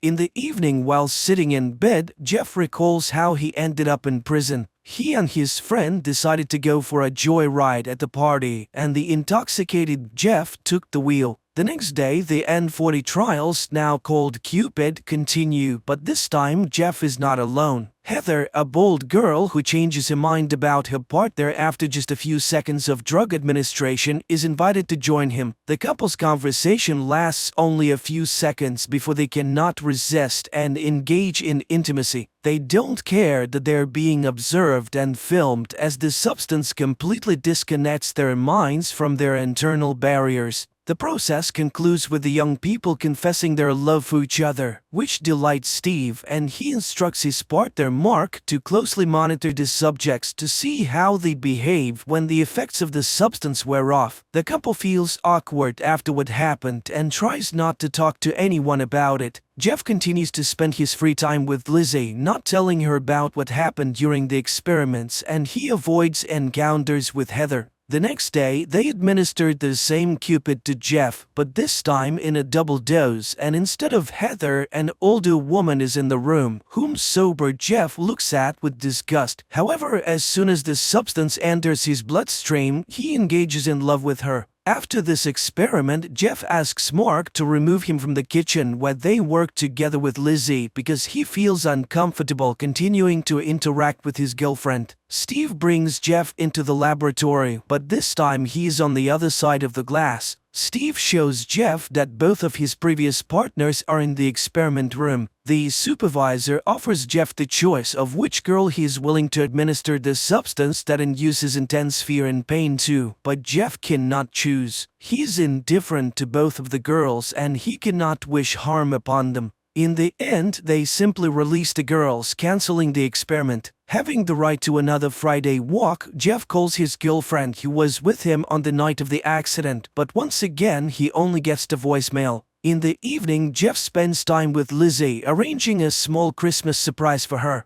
When Jeff finds himself in the familiar chair in the laboratory, he sees Rogan in front of him, a massive inmate covered in tattoos. Jeff recalls everything that happened with the girls in the previous days and refuses the experiment. Nothing happens, and the men are simply released after a couple of minutes of silence. Jeff realizes what has just occurred. He and Rogan were partners with one of the female inmates, and she was supposed to choose which one of them would receive meds. Bursting into Steve's office, Jeff confirms his suspicions upon seeing Heather there. Furthermore, the doctor does not even argue with the inmate. On the contrary, he shows him a diagram of who is supposed to get close to whom under the influence of the drug. In response to Jeff's complaints, Steve reminds him that being in Spiderhead is a privilege, and if he is not satisfied, he can transfer to a regular prison, albeit without hope of early release. Understanding the hint, the next time Jeff sits calmly in the same room as Rogan without any hysterics. Steve sends Mark on a weekend break, advising his friend to enjoy his time on the mainland. Steve himself decides to take the Cupid to experience the ecstasy he had only seen in his subjects before. The experiments continue, and Steve warns Jeff that they will have to administer dark influx to the girls, as a certain committee demands the purity of the experiment.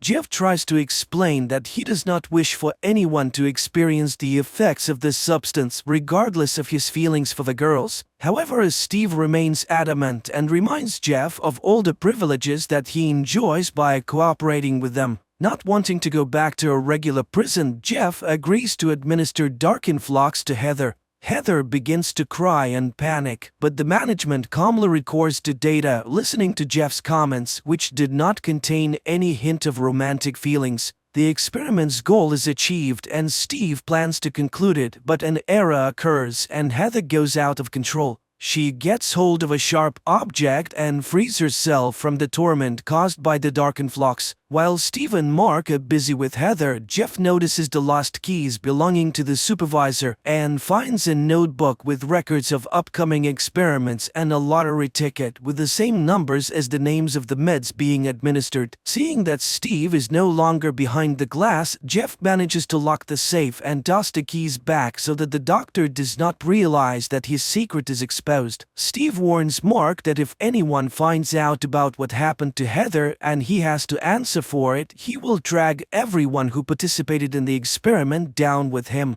Lizzie participates in the experiments for the first time, and the first thing they administer to her is dark influx. After experiencing it, she meets with Jeff in a secluded place and shares her feelings with him. Lizzie confesses that she's not sure if Spiderhead is better than a regular prison with the strictest regime. In turn, Jeff also opens up to his girlfriend and confesses that on the night of the accident there was not only his friend in the car but also his beloved girlfriend who did not survive the ride. That's why he willingly undergoes the trials on himself, hoping to somehow atone for his guilt. The candid conversation between the two of them leads to them spending the night together. Steve quickly deduces the close relationship between his wards and decides to use this connection for his own purposes. When Jeff arrives for the next experiment, he learns that today he must either agree to administer dark influx to Lizzie or leave Spiderhead. Jeff refuses, but the doctor gives him a chance to postpone the experiment until the morning. When he meets the defiant young man again, he is armed with Lizzie's personal file. It turns out that the crime for which the girl is serving time is so terrifying for her that no amount of dark influx can make it worse. Steve watches with pleasure as Jeff adjusts the dosage scale to the maximum. However, it quickly becomes apparent to him that Jeff intends to experiment on him, not on his girlfriend. Mark, realizing that he has also fallen into Steve's trap with the inmates, decides to rectify the situation and hands the remote control to Jeff.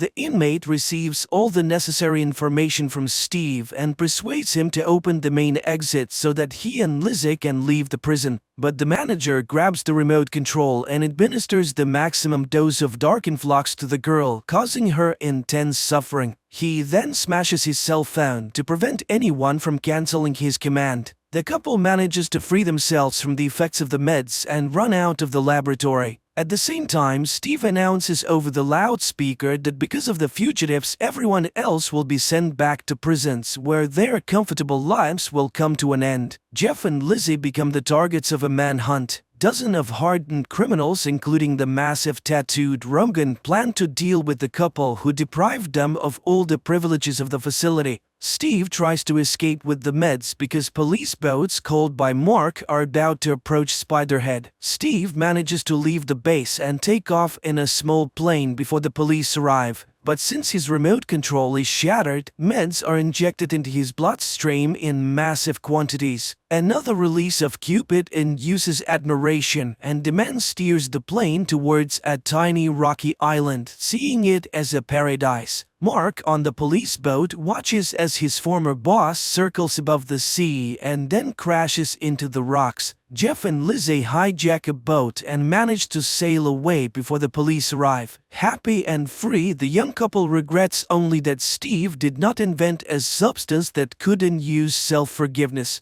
And that's how the movie ends.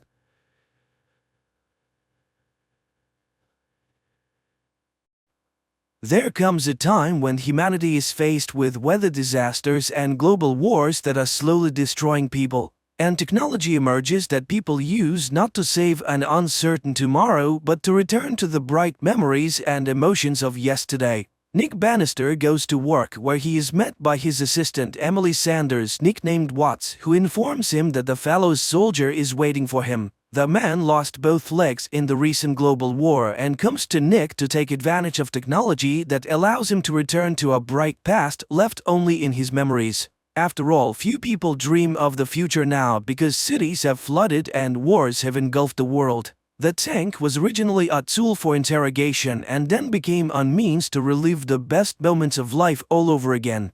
Nick immerses the man in a time when he was healthy and cheerful, playing with his dog on the lawn of his father's house. When he comes to his senses, the man tries to pay Watts off with a new synthetic substance, Baka, but Nick provides his co-worker his services for free because their establishment is a success. Who wouldn't want to visit the past and see their dear and close people and relive the best moments of life?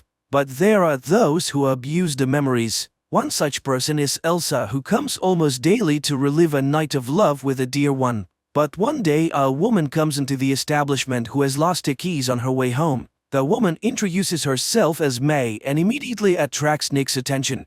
She is immersed in her memories, and Nick looks at the customer's day, the wake-up call, breakfast, and the keys May puts in her bag. She drives to work, to the club, and drops her keys under the makeup table. Watts wants to stop the memories, but for some reason Nick asks her to keep going. He sees a woman crying before going on stage, but picks himself up and goes to the microphone. He listens mesmerized to her voice, then turns off the equipment. After she leaves, Watts discovers May's forgotten earrings and gives them to Nick. As the sun rises, flooded Miami turns into a ghost town. It is so hot during the day that people had begun to live at night. The fighting at the borders ended long ago, but passions still boil inside the cities, and riots occur more and more often. And prosecutors often turn to Nick for help because his equipment can be used to peer into the moments of crime. Today's client is a tycoon accused of starting a fire in one of the buildings, and his lawyers are seeking a ban on a cession of capacity. And the prosecutor's office can do nothing, even though the city is mired in problems, murders, and corruption. During the war, such tycoons bought up dry land for next to nothing, and the settlers had to survive as best as they could.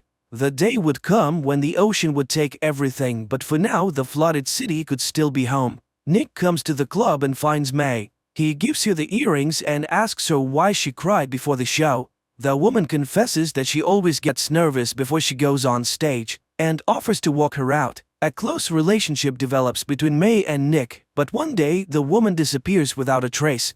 Watts worries about her partner, who begins to constantly delve into his memories to figure out where and how to find May. The colleague tries to get the man to come back to his life as their business begins to crack at the seams. New technologies emerging, clients are leaving. Even Elsa has disappeared somewhere and doesn't come for weeks, and he spends every day in the tank remembering May. He tries to forget her, but she won't come out of his mind. One day he remembers sharing with her his terrible memories of people dying in the surging waves, and she sympathized and understood him. He goes around places where he might have known something about May, but he gets the impression that the woman never existed. And the more truth he learns about his beloved, the more he doubts that he ever knew her at all. He goes back again and again to the time when they were together. Once he noticed bruises on her arm, but she excused herself by working hard in high heels. He had told her about the war and the trenches and only now knows what true happiness is. One day he is roused from his dive by someone's insistent knocking, but while he's getting out of the tank there is no one at the front door. Suddenly he sees something shiny under the water and picks up May's earring. Watts can't believe that the woman lost the jewelry today. Apparently it's been lying under the door for a long time. And now they need to get busy because they've been summoned to interrogate a dealer named Holes who worked for Joe, the biggest supplier of vodka. The criminal is submerged in the tank and finds himself in a bar room, in the middle of which stands the chair of the chief mafioso of Orleans, St. Joe. Suddenly, a familiar voice is heard, and Nick sees May. She sings for Joe, and he notices the woman. The events took place over 5 years ago, and despite Watt's objections, Nick asks to show the memories next. May is introduced to Joe, and he offers her vodka. May refuses, which enrages Holes, but Joe offers to apologize to the woman, and Joe's underling aims a gun at him. He apologizes, and Joe treats May to vodka again, and this time she agrees. At this moment, one of the police officers, losing his patience, pushes Nick away and asks Holes the main questions, but the bandit's brain shuts down, and the officers ask Nick to bring the criminal's mind back. Nick again asks to see May, and a scene emerges where the girl reminds him of what she once was, poor but clean and conscientious, but then she tried vodka and lost herself. Holes has no time to listen to her outpourings because Joe is waiting for him with the goods, but it's not in the safe because May has robbed her master. The last thing Holes remembers is May hitting him over the head. Watts is astonished. Didn't Nick know that his beloved was using substances? But he never noticed this weakness of hers, but now he knows where to find her. Nick goes to New Orleans, tormented by the thought that he didn't know the woman he loved at all. He comes to Joe, but he's greeted with distrust because he reeks of the military from a mile away. And Joe was once the one who was left to die in the tide by the military. He gives an order to drown Nick in the fish tank until he tells him the real reason for his visit. Nick confesses that he is looking for May, but this causes the merchant to laugh. Is it all because of this woman? He knows what she took from him, substances and money, but what did she want with Nick? The conversation with the bandit might have ended badly if Watts hadn't come to the rescue. A first-rate marksman, she quickly incapacitated Joe's fighters, shooting the mobster's favorite aquarium in the process. Nick struggles with his jailer, and as he prepares to engage in a firefight, it turns out that Watts has already dealt with everyone and mortally wounded Joe. By the request of the wounded man, the woman finishes him off, and the pair leave. But now Nick agonizes over the question, why did May come to him? He recalls telling her about the plates on which memories were recorded, and May shared one of them. When London flooded, she swam to Miami. But she didn't have a place to stay, so she somehow fell asleep on the boat. Someone untied her and the woman was swept out into the ocean. She would have died if she hadn't stumbled upon a lonely white house in the middle of the water not far from Florida Keys. The woman who lived there put her back on her feet, and it was the best thing that ever happened to her. And Nick had the memory of a song his grandfather sang, and he sang it for May. Nick plunges back into his memories again and again to figure out what the con artist stole. Watts can't understand his obsession. What does he have that May went to imitate a relationship for? Watts recalls May's last visit.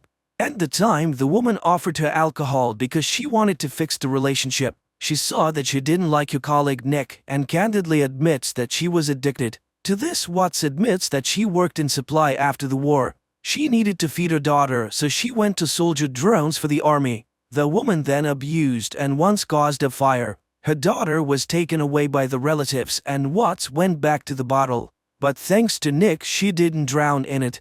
Feeling bad, Watts went to the bathroom, leaving May alone in the room. And she took advantage of this and broke into the vault using the access code, Nick's grandfather's tune. And that means the woman has been studying it hard and has been preparing for a robbery for a long time. They look through their file cabinet and discover Elsa's memories are missing. Nick goes looking for the woman and learns from her friend that Elsa was murdered and her baby boy is missing without a trace. The red-headed friend who took the boy was with the killer. Nick is increasingly plagued by the question, who was May really? A con artist, an addict, a murderer. Nick checks all the clues that might lead to May, and one day he is attacked by a man who, after beating him, advises him to forget about May as she did. Then he calls someone with the message that Nick won't bother them anymore. Watts manages to identify the attacker, a corrupt cop from Joe's entourage. They go to the prosecutor's office, but on the way they witness a disturbance. The land tycoon is dead, and the people who had hoped for relief learn that everything goes to the rich man's wife and son, and they have no intention of changing his policies. It turned out that Nick was acquainted with the rich man's wife, and seeing her reminded him of a clue that had long plagued his subconscious. The man from Elsa's memories was none other than the tycoon, and Watts finds data on the policeman named Booth who worked for the tycoon. Nick recognized him because the rich man's wife Tamara had once approached Nick as well, and then the rich man said the same words that Elsa had later said. It turns out that Rich wanted to get rid of the bastard child and hired Booth to do it, but it's going to be damn hard to prove. Nevertheless, Nick is determined to do it because May used him. He goes to visit the tycoon's widow who, like other rich people, lived on property protected by a dam. Nick is greeted by the butler and, without letting him explain who he is, hands him the hat and jacket that all the men in the house wear. Puzzled, Nick walks into a room styled like the store where Tamara once met her fiancé. He realizes that Tamara has lost her mind and everything around her is rigged for her reality. Nevertheless, he tries to talk to her and asks her to tell him where Booth is. Then he opens the mirrors and the woman, seeing her reflection, comes to her senses for a moment. She knows that her husband ordered her to kill her former mistress and child because he did not want to share the inheritance. At this moment, Tamara's son arrives and Nick is thrown out, and he avoids death only because the butler was also ex-military.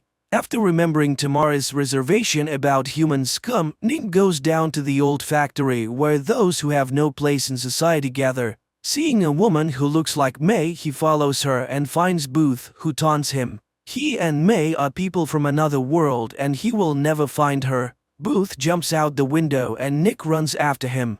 They meet on the roof and start a fight, but Booth jumps over to the next building. Nick repeats the trick and catches the bandit. They fight again until they end up in a flooded music room. And then Booth, along with the piano, falls through a hole in the floor and sinks to the bottom of the ocean.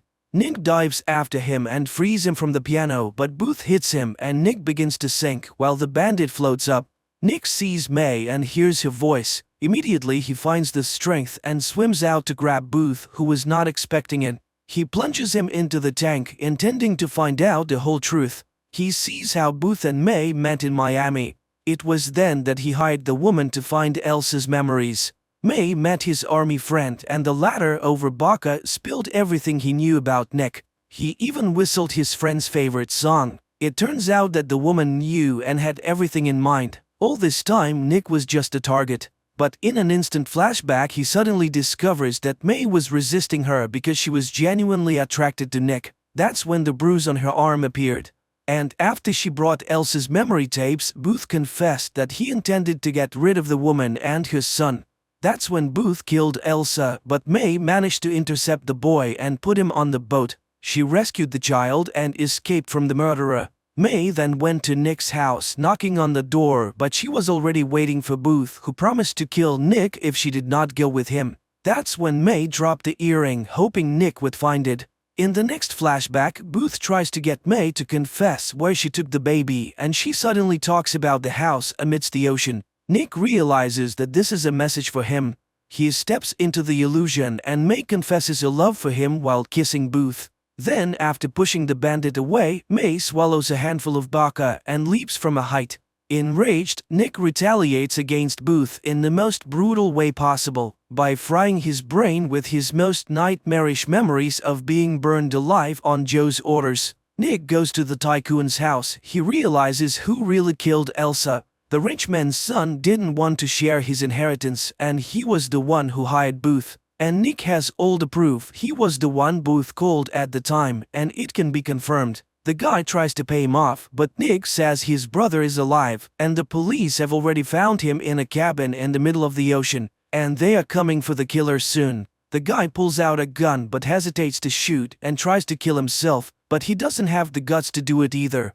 Nick goes to Watts, who now works at the hospital, and confesses to killing Booth. He hands over the records of Elsa and May's murders and asks that it be given to the prosecutor's office. He regrets missing out on many good things and asks Watts to find his daughter and be with her. The news of the tycoon's son's crime was the last drop that overflowed the cup of people's patience, and a riot broke out in the town. But Nick withdrew from it all into memories, reliving again and again the happy moments of meeting May.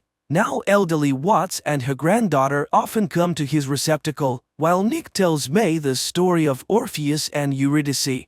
The idea of the film makes us think that people are very different. Some deal with a bad present and an uncertain future and may not dwell on memories, while others need to constantly look back to the past in order to exist in the present.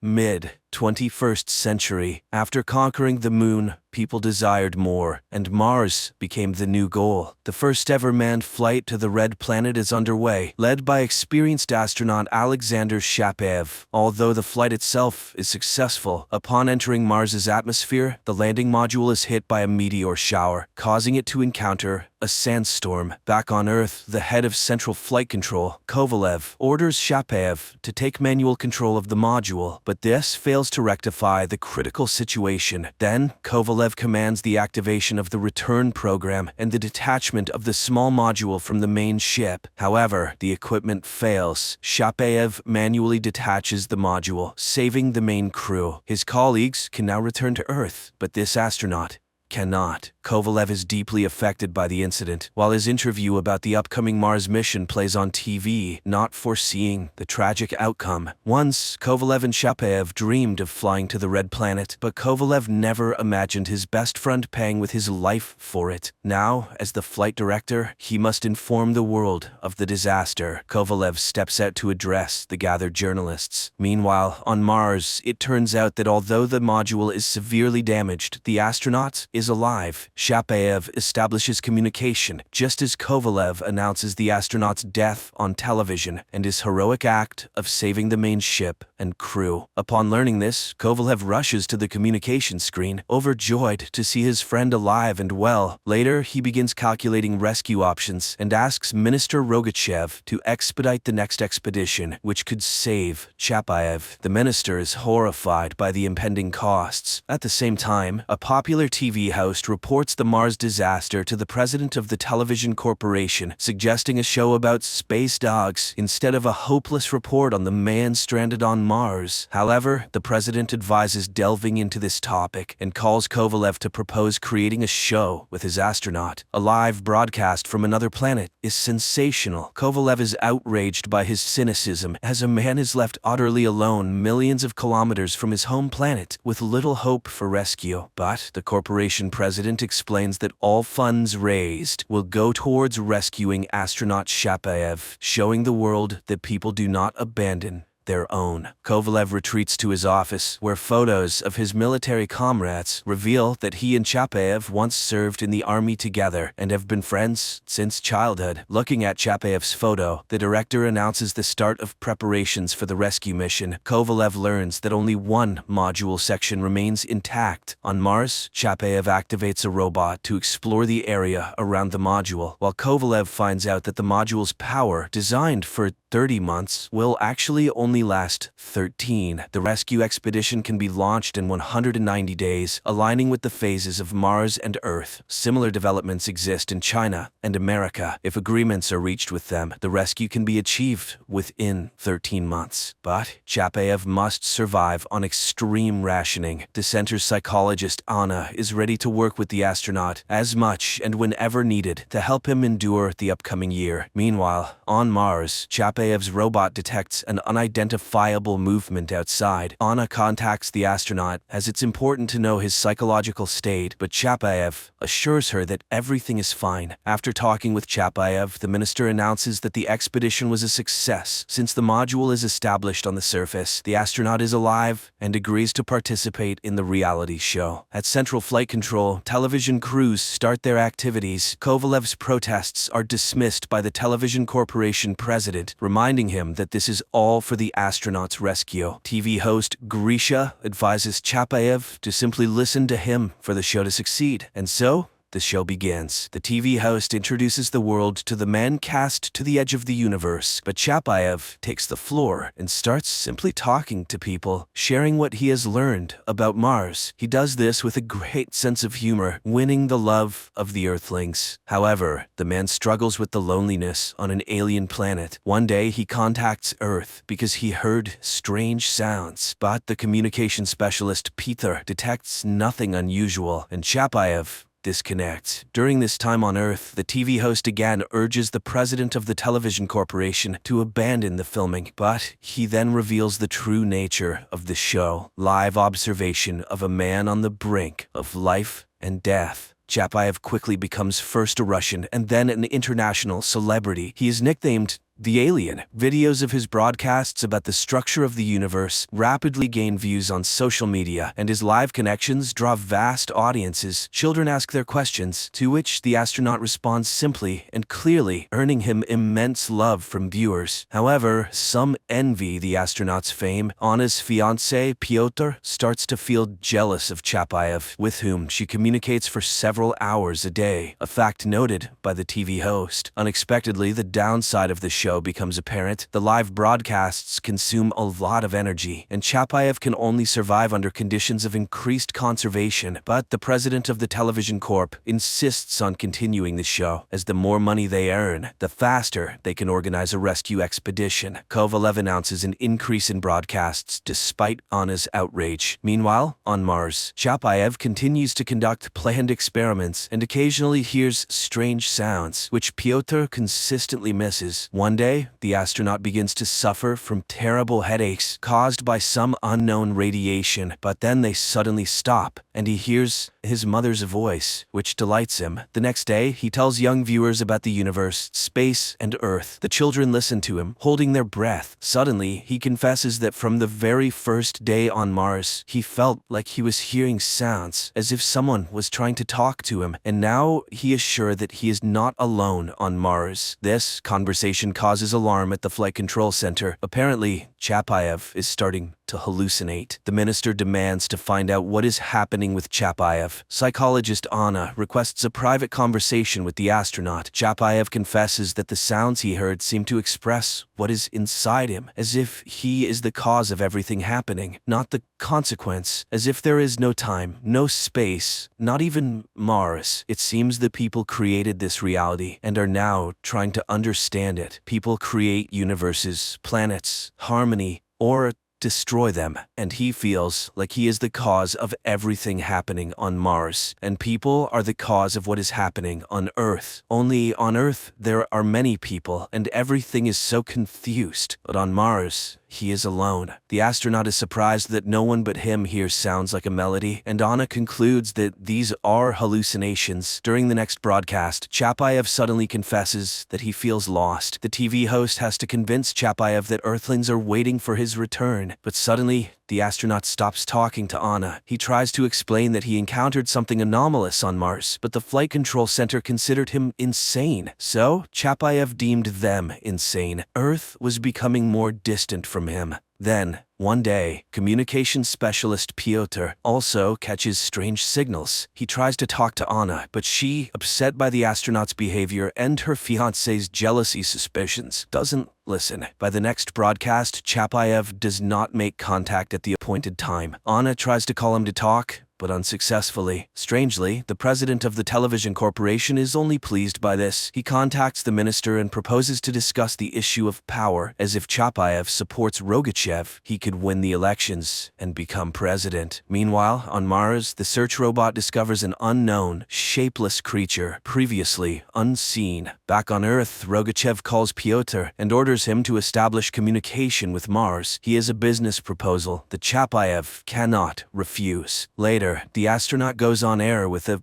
rather strange message about life on Mars, showing a toy Martian. Then he agrees to participate in a new show called Chapayev Knows, where he starts giving advice in virtually all spheres of human life. He becomes the most popular person on the planet. Anna realizes that something is wrong, and one day she literally corners her fiancé, demanding he tell her everything he knows, and he confesses that there were indeed some sounds on Mars, but it's impossible to talk to Chapayev because all communication channels are blocked. The astronaut continues to explore Mars with the robot. Meanwhile, on Earth, Kovalev comes to the minister. The money is collected, and it's time to start the rescue expedition. But suddenly, the minister declares that rescue is impossible under any circumstances. Chapayev is a routine loss. The funds raised from the show have disappeared into thin air. The program is winding down, and Kovalev is fired. Meanwhile, Chapayev continues to experience headaches from the unintelligible sounds emitted by an unknown entity attacking the module. At the same time, Kovalev approaches the president of the television corporation for help, and he asks to wait until tomorrow. The next day, the show starts with Chapayev urging Earthlings to vote for Rogachev, who has nominated himself for president. But at the moment when the minister is bowing before the monitors, a special forces group bursts into the television center. The broadcast is interrupted, and everyone sees that it was not Chapayev, but the TV host addressing the people. It turns out that a duplicate of the module was built in one of the television studios, and a computer model of the astronaut was created. The police began an investigation to identify the client of this monstrous scam, asserting that there was no accident on Mars, and thus, no astronaut. Supposedly, the entire story was invented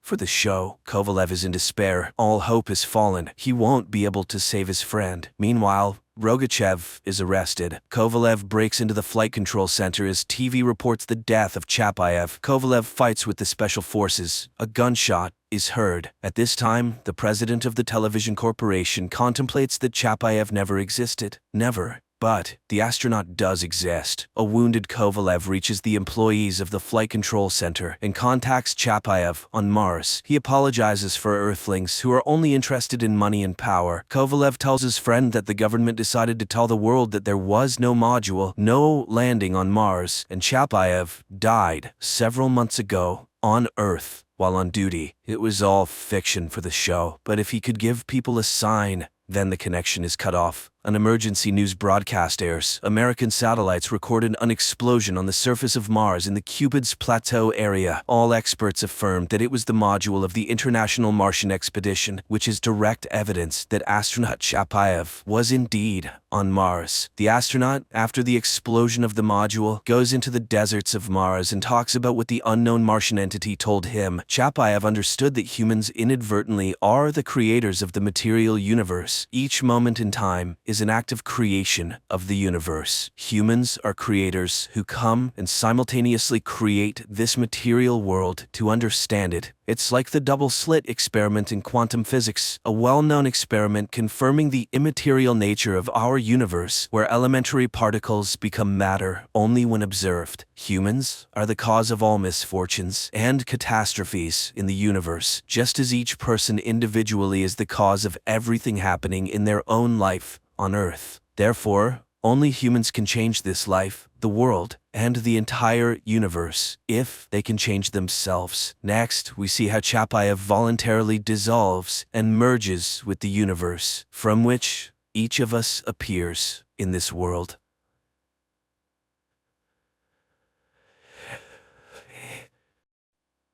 After a young priest arrives on an isolated island, supernatural events, incredible miracles, and frightening omens begin to occur. And it turns out that all of this is caused by the blood of an angel, which turns people who drink it into demons. Riley Flynn looks in horror at the girl hit by his car. The man realizes he is guilty because he was drunk, but there is nothing he can do about it. Later, the man freely admits his guilt and goes to prison, where every night before going to sleep he sees the girl he killed. 4 years have passed. Riley's mother, Annie, eagerly awaits his son's arrival in his homeland, a fishing village on Crockett Island off the coast of Washington state, and raises her youngest son, Warren, forbidding him to go to the peat bogs. But the boy wouldn't listen to her lecturing, and having met his friends, he goes to the forbidden place because no one will prevent the young people there from trying illegal substances and having a great time. They buy the stuff from a local dealer and go to the peat bogs. On the way, the guys stop at the house where Lisa lives. The girl cannot walk. She refuses the offered treat, and the trio goes on their way. At this time, a young man with a huge box locked with padlocks enters the door of the local priest's house. The boys get into a boat and make their way to the far shore of the island. It's already dark, so when they hear a sound of huge wings, the boys mistake them for a giant heron taking off. The peat bogs are also teeming with stray cats that were brought here from the mainland, and they feed on old remains because up until the 1920s people buried their dead right in the yards. And now when the peat bogs get flooded, those remains resurface. Warren knows this because after storms all this creepiness washes ashore where their house stands. The boys settle in their usual spot and after taking some revelatory substances start telling tales about local ghosts. At that moment, loud cat cries are heard from the bushes, and Warren, shining his flashlight in that direction, sees two burning eyes following them. But they immediately disappear, and the boy forgets about the incident. In the morning, Riley arrives on the island. Annie meets her son and apologizes for his father and younger brother who could not meet him because they were out fishing. Meanwhile, the ferry is met by a zealous parishioner, Bev Keane, who is concerned about the long absence of Father Pruitt. But the priest is not on the ferry. Meanwhile, teacher Erin Grin undergoes an ultrasound examination of the unborn child, and the doctor assures her that there is nothing wrong with the baby. The women pay attention to Riley, from which they are distracted by the appearance of the doctor's elderly mother who suffers from dementia. Annie introduces her son to the new sheriff, and the latter greets the boy. The sheriff then wakes up the only detainee, local alcoholic Joe, who came running in the night screaming that a huge albatross was chasing him. The sheriff releases sobered-up Joe, and he walks out to his dog, who has been waiting for his master at the exit all night. Bev, who is passing by, is indignant. The dog is dangerous, it could attack, but they don't listen to her. Meanwhile, Riley and Annie reach their house. The woman shares her problems. There has been an oil spill accident, and now fishermen can only catch fish according to their quota. Naturally, this causes money problems. Previously, hundreds of families lived on the island, but now there are only dozens left. In the meantime, there is a meeting at the school because a storm is coming to the island very soon, and it is necessary to make sure the shelter is ready. The new sheriff calls for it to be equipped in the school, but Bev objects. Everything has been ready in the church for a long time, and there is no need to change anything. All members of the Flynn family finally get together for dinner. Riley informs them that he has to travel to the mainland to check in with the Alcoholics Anonymous, which is one of the conditions for his release. Warren talks about the new teacher, a daughter of an ex. Riley perks up. Is Erin really back on the island? And learns of her pregnancy. Annie announces that their old priest, Father Pruitt, has made the trip to the Holy Land, despite his age-related problems. Warren serves as an altar boy and is aware of the pastor's forgetfulness. Riley disappoints his parents. He has no intention of going to church, which incurs the wrath of his father, a devout Catholic. Meanwhile, Bev notices a light in the windows of Pruitt's house and, upon entering, stares in surprise at the man who meets her. And in the shoreline thickets, attacks on the cats begin to occur. Before going to bed, the father tells Riley that after what happened to him, Annie goes to church every day and prays for him. He asks the boy to at least sit in the pew, for it is very important to his mother. At this time, the new sheriff and his son perform namaz before going to bed. The doctor catches the mother trying to climb to the second floor, and Riley sees Warren climb out the window to go to his friends. At night, Riley as usual sees recurrent dreams of the dead girl and of himself sitting in the boat. The dawn is breaking. The altar workers are preparing for the upcoming church service and notice that the wine bowls are already full. The congregation takes their seats. Bev opens the service, people sing hymns while the new priest enters the room. Paul Hill has been sent to replace Father Pruitt, who has left and is hospitalized on the mainland. Paul conducts the service and administers communion to the faithful, except for Riley, who has refused to do so. The new priest calls all the parishioners by name, explaining this by Pruitt's stories. Riley decides to accompany Erin, and the young people reminisce about their past encounters and talk about their experiences. They both vowed not to go back, but nevertheless they are on the island again. Riley lost everything after the accident, and Erin is separated from her husband. The man admits that he read all about different religions while he was in prison because he hoped to find God, but ended up being an atheist. and here he is of no use to anyone and doesn't know how to move on. In the evening, the storm comes to the island and Riley sees what looks like Father Pruitt walking along the beach, but when he goes out to look, he finds no one. And in the morning, people find hundreds of dead cats on the beach. The citizens cannot determine the cause of death of these animals, although the sheriff suggests some kind of disease, until he discovers that there is not a drop of blood in their bodies. Riley admits to seeing Monsignor Pruitt at night, but nobody believes him. Later, the man travels to the mainland while Father Paul holds a service, but the church is almost empty. Of the regular parishioners, there's only Lisa, the mayor's paralyzed daughter. The priest gives her communion, then walks her home and learns that the girl's mutilation is the result of an accidental shooting by drunk Joe.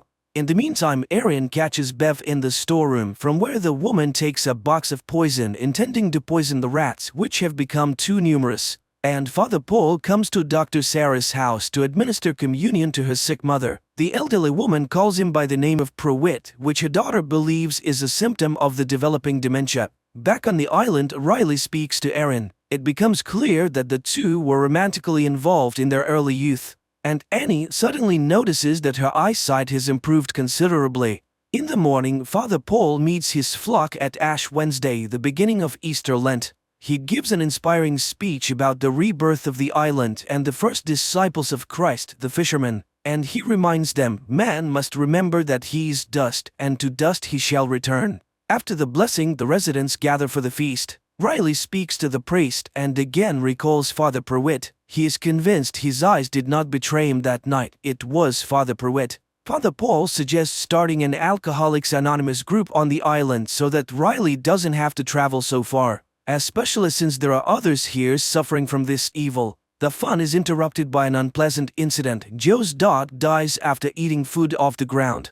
A new morning arrives. Riley goes out fishing with his father because the father has a bad back. Meanwhile, the sheriff goes to the school pantry where Bev confesses that she left poison in some parts of the island and the dog really could have died from it. But it was unintentional and anyone could have taken the poison. In the evening, Riley visits Father Paul and reveals that Bev has extorted donations for the church from the parishioners after convincing them to accept an agreement with the oil company that poisoned the waters of the bay and to receive generous compensation. And it's the same story everywhere else in the world. Villages are getting poorer and churches are getting more luxurious. The father reminds Riley that he was once a believer, and the boy expresses his contempt for the doctrine of good deity because the idea that suffering leads to purification is appalling.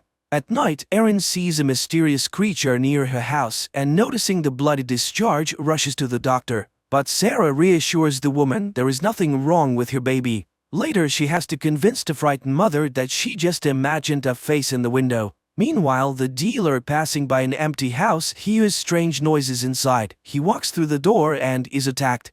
It is morning and Father Paul, for some reason, takes a particularly close look at Lisa. Then he insists that the girl get up from her chair and come up for communion. And to everyone's shock, Lisa gets up and walks up to the priest. At night, Father Paul enters the confessional and tells himself that he is lying to the parishioners. After all, Father Pruitt was sicker than they thought, and having gone to the Holy Land, the man often fell behind the group. But the parishioners don't need to know that. They will believe that their shepherd is being healed on the mainland and will soon return to the island to witness the miracles that are happening. For after Lisa's recovery, which is perceived by the residents as a miracle, a religious revival begins on Crockett Island. Except that Father Paul himself becomes sick and vomits blood after the accomplishment, which Bev sees. And then the woman notices a newspaper clipping with Father Pruitt's portrait hanging on the wall of the priest's house. The doctor examines Lisa and cannot understand the miracle that has occurred, but her parents strongly oppose her examination on the mainland.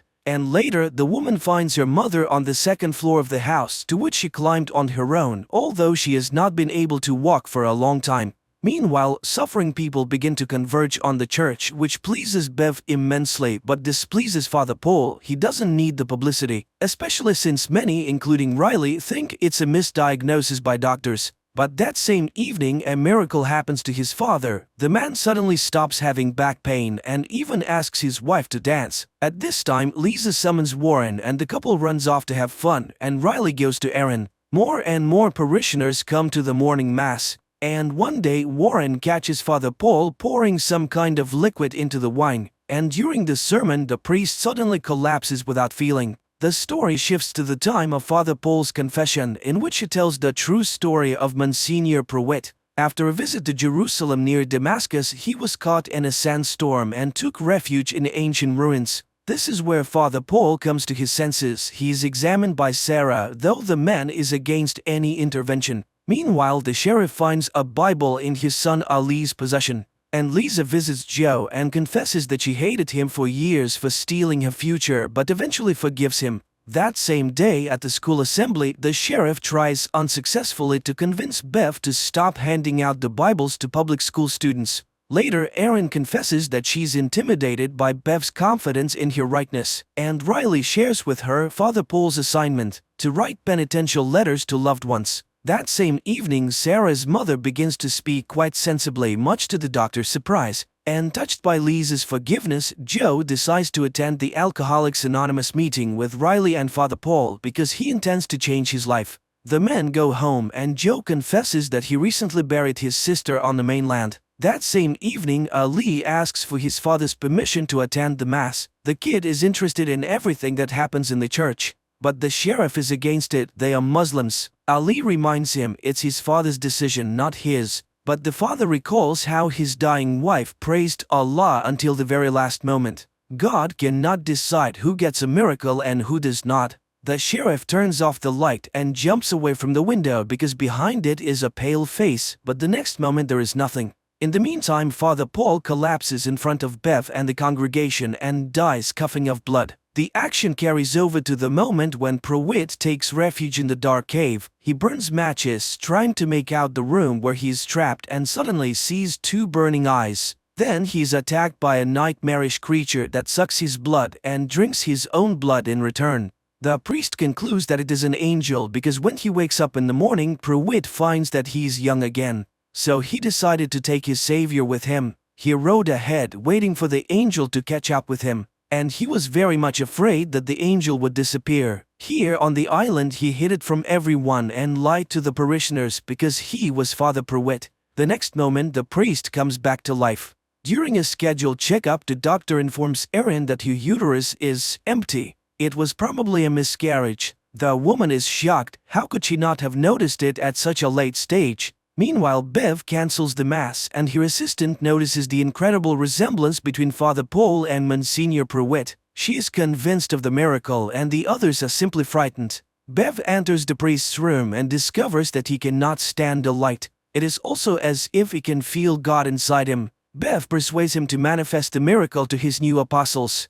Riley notices an improvement in his father's well-being, and the father confesses his unjust anger towards his son and asks for forgiveness for his omissions. Meanwhile, Sarah is collecting Erin's tests when her mother enters the office. She answers her daughter's questions confidently and looks much better than before. And then Sarah sees the blood in the test tube begin to boil in the sun and burn to the ground. In the meantime, distraught, Erin spends the day with Riley, mourning her unborn child and discussing their childhood. She resents her mother, who was a real dictator and never loved her daughter. And then she managed to marry her mother's mental double, which only her pregnancy saved her from. She just packed up and left. Then Riley recounts his dream. At this time, Father Paul is reciting prayers, which makes him sick, and then he notices the mark of the cross on his hand. He cuts his hand and drinks his blood.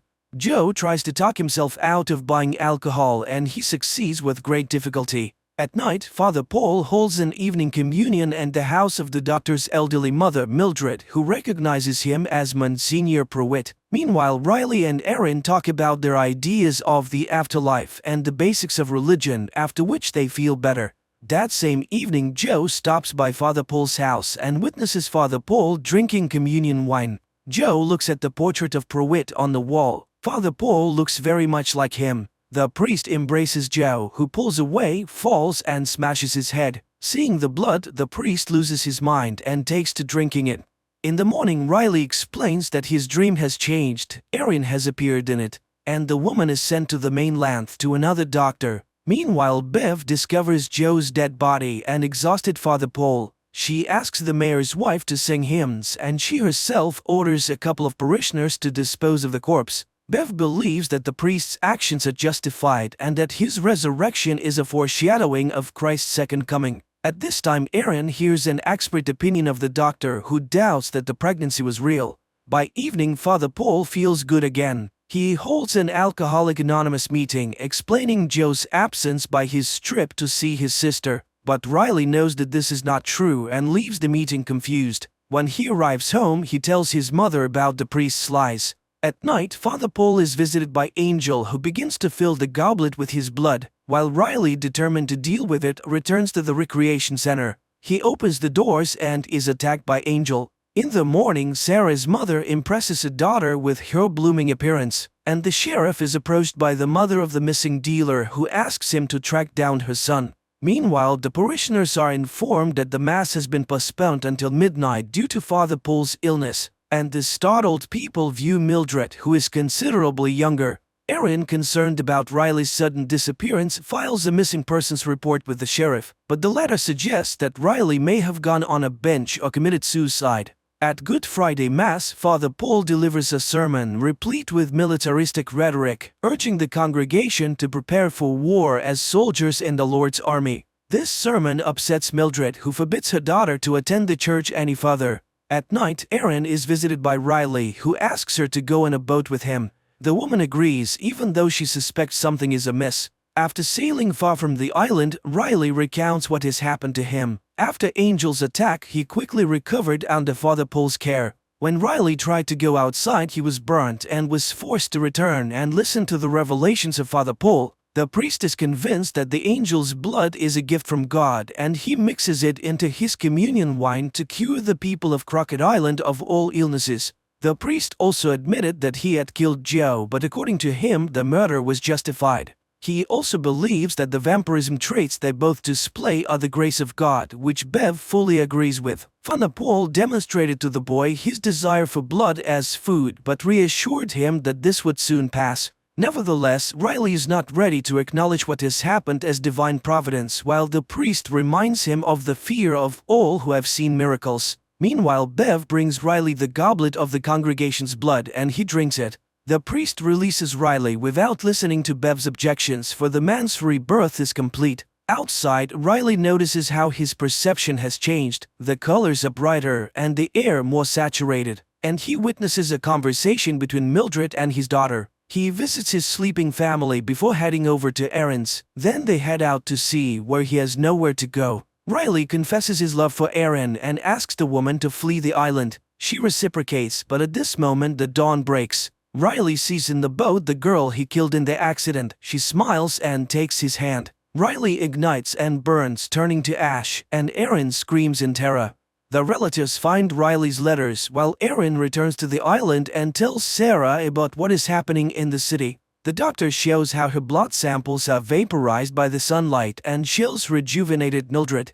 At this time, Paul confesses to Bev that he senses Riley's death, but the woman reassures him that the boy, having received a great gift, has chosen his own path. She reminds him of Judah, who is also part of God's plan. Sarah shares with Aaron and Mildred her theory that Father Paul is spreading a miracle-creating virus through communion wine. This would also explain the missing pregnancy. After all, it is a foreign element in the body which the virus has decided to deal with dramatically. At this time, Ben brings his son's letters to Father Paul. He senses that something bad has happened. One of the letters is addressed to his father, and Ben asks him to give it to the Monsignor. After Ben leaves, Paul opens the letter and receives a quote, a reminder that they are all ashes, and to dust they shall return. And Aaron tries to tell Annie about Riley's death, but the angry woman throws her out, not wanting to believe the terrible news. Sarah informs the sheriff of her suspicions about what is happening in the church, but he refuses to take any action, not wanting to further aggravate relations with the locals, especially since he has already encountered unfair and prejudicial treatment.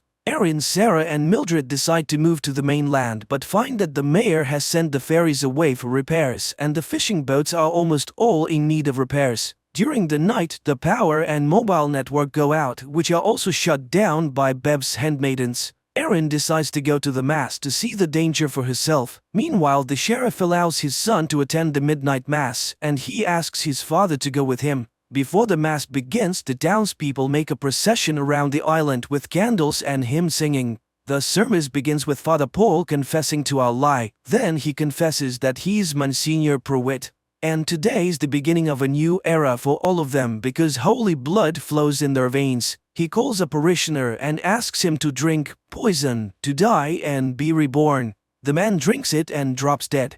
When some people see this, they rush to the exit, but the angel in shining garb stands in the doorway. The creature reaches the dais and spreads his wings to the astonished gaps of the people, and then the dead man comes to life and gets to his feet. Bev and her assistants bring out cups of poison and hand them out to everyone present. The sheriff tries to take Ali away, but the boy pulls out his hand. He wants to stay with God. That is when the policeman pulls out his gun, but the congregation rushes at him and throws him to the floor. The boy, in spite of his father's screams, drinks the poison. Lisa's parents do the same, but the girl refuses. Unimaginable things are happening all around. Some are drinking the poison, the others are pushing the cups away. Then Mildred raises the sheriff's gun and shoots Father Paul in the head. A vampire attacks her and carries her away in his claws from the church. Bev orders the doors to be locked. Meanwhile, Ali comes back to life. The dead parishioners are resurrected as vampires and hungry attack those who have not drunk the poison. All hell breaks loose with screams and blood everywhere. Ed turns into a vampire and Sheriff Aaron, Lisa, Sarah, Warren and Annie flee. But Bev gets in their way. Aaron shoots her, after which the group escapes.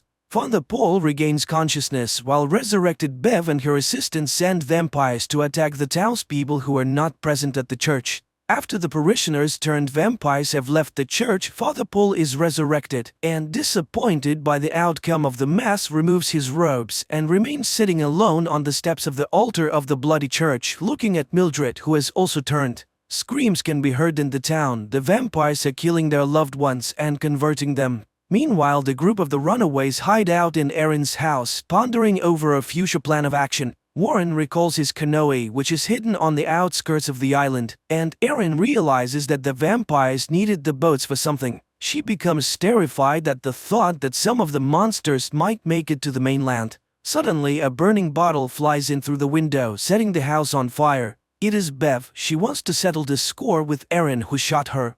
To allow the group to escape, Annie distracts the attackers by exposing Bev's motives. She is just jealous that God loves everyone without singling her out. Bev, who is always so right and so good, must be furious. Then Annie commits suicide by seducing the vampires with her blood. Meanwhile, John Pruitt recalls his affair with Mildred, which resulted in the birth of Sarah, who was forced to live with her fake father as such circumstances were unacceptable for the pastor. The priest admits that the main reason for bringing Angel to the island was his desire to cure Mildred and live in peace with her and his daughter as a full family. The survivors decide to split up. The adults go to burn the boats prepared by the vampires to leave for the mainland to spread vampirism, while Lisa and Warren flee toward the peat bogs where the younger Flynn's canoe is stored.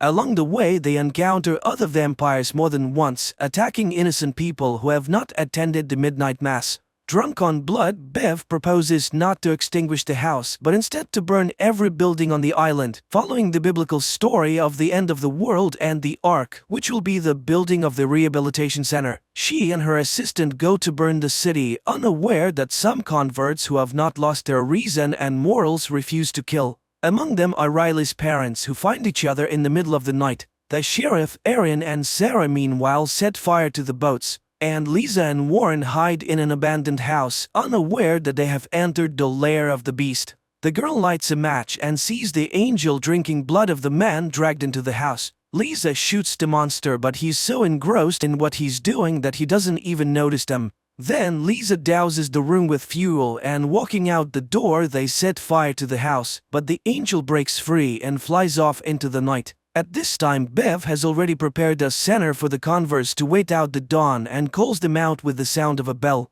She quotes statements about the Ark, but Pruitt abandons her idea and is unwilling to be the leader of the converts. Bev reports that the boats are burned, while Lisa and Warren mentally say goodbye to their families and get into their canoe. Bev takes command and throws the atheist convert out of the Ark, mocking his desire to save himself with the believers. Monsignor, on the other hand, invites the man to stay in the church, for God loves everyone regardless of their views because everyone is worthy of salvation. But once inside the church, John sees Sarah, who is going to burn everything with kerosene and a lighter. He confesses that he's her father and regrets that he didn't get to know her better. But at that moment, one of Bev's underlings shoots Sarah. Enraged, Pruitt attacks him, wanting to kill him, but stops himself in time, remembering who he is and where he is. John tries to save Sarah and lets her drink his blood to turn her into a vampire, but she spits it back out, wanting to die human. John and Mildred mourn their daughter's death. They take her body, burn the church, and leave for the bridge by the river, a memorable place where Sarah often played as a child. Meanwhile, the walls of the rehab center are doused with kerosene by the surviving sheriff. Bev mocks the sheriff's religion and shoots him, and Erin emerges from the building, spilling kerosene inside, but is picked up by a flying vampire, taking her aside and gnawing at her neck. But then Ali picks up the lighter and throws it into the building. Bev takes another shot at the sheriff, but his son rushes to the man and takes him away. Realizing that there are no more places to wait out the dawn, the converts disperse, wanting to spend their last moments with their loved ones. Slowly dying, Erin shreds the wings of the blood-sucking vampire with a knife, after which the vampire struggles to rise into the air. He is spotted by Lisa and Warren, who are watching the shore from the boat, and they note the monster's slow speed and that he's unlikely to make it to the mainland before dawn. Erin dies looking up at the stars and remembering Riley. Bev leaves to meet the dawn on the beach. The wounded sheriff and his son also go to the shore, where together they begin to pray, adhering to their native religion. Monsignor Pruitt and Mildred sit on the bridge holding Sarah's body. The father renounces the church and begs his beloved for forgiveness. Finally, dawn breaks. Ali burns in the sunlight, sitting by his father's dead body. Desperate, Bev tries to dig a shelter in the sand and burns up in hysterics. Riley's parents, in a crowd of similarly converted people, greet the dawn by singing hymns praising the Lord. All the islanders burn while Pruitt and Mildred kiss against the rising sun. The only survivors, Lisa and Warren, watch the fire. Suddenly, the girl confesses that she can no longer feel her legs. And that's the end of the series. Write in the comments what you think of this series.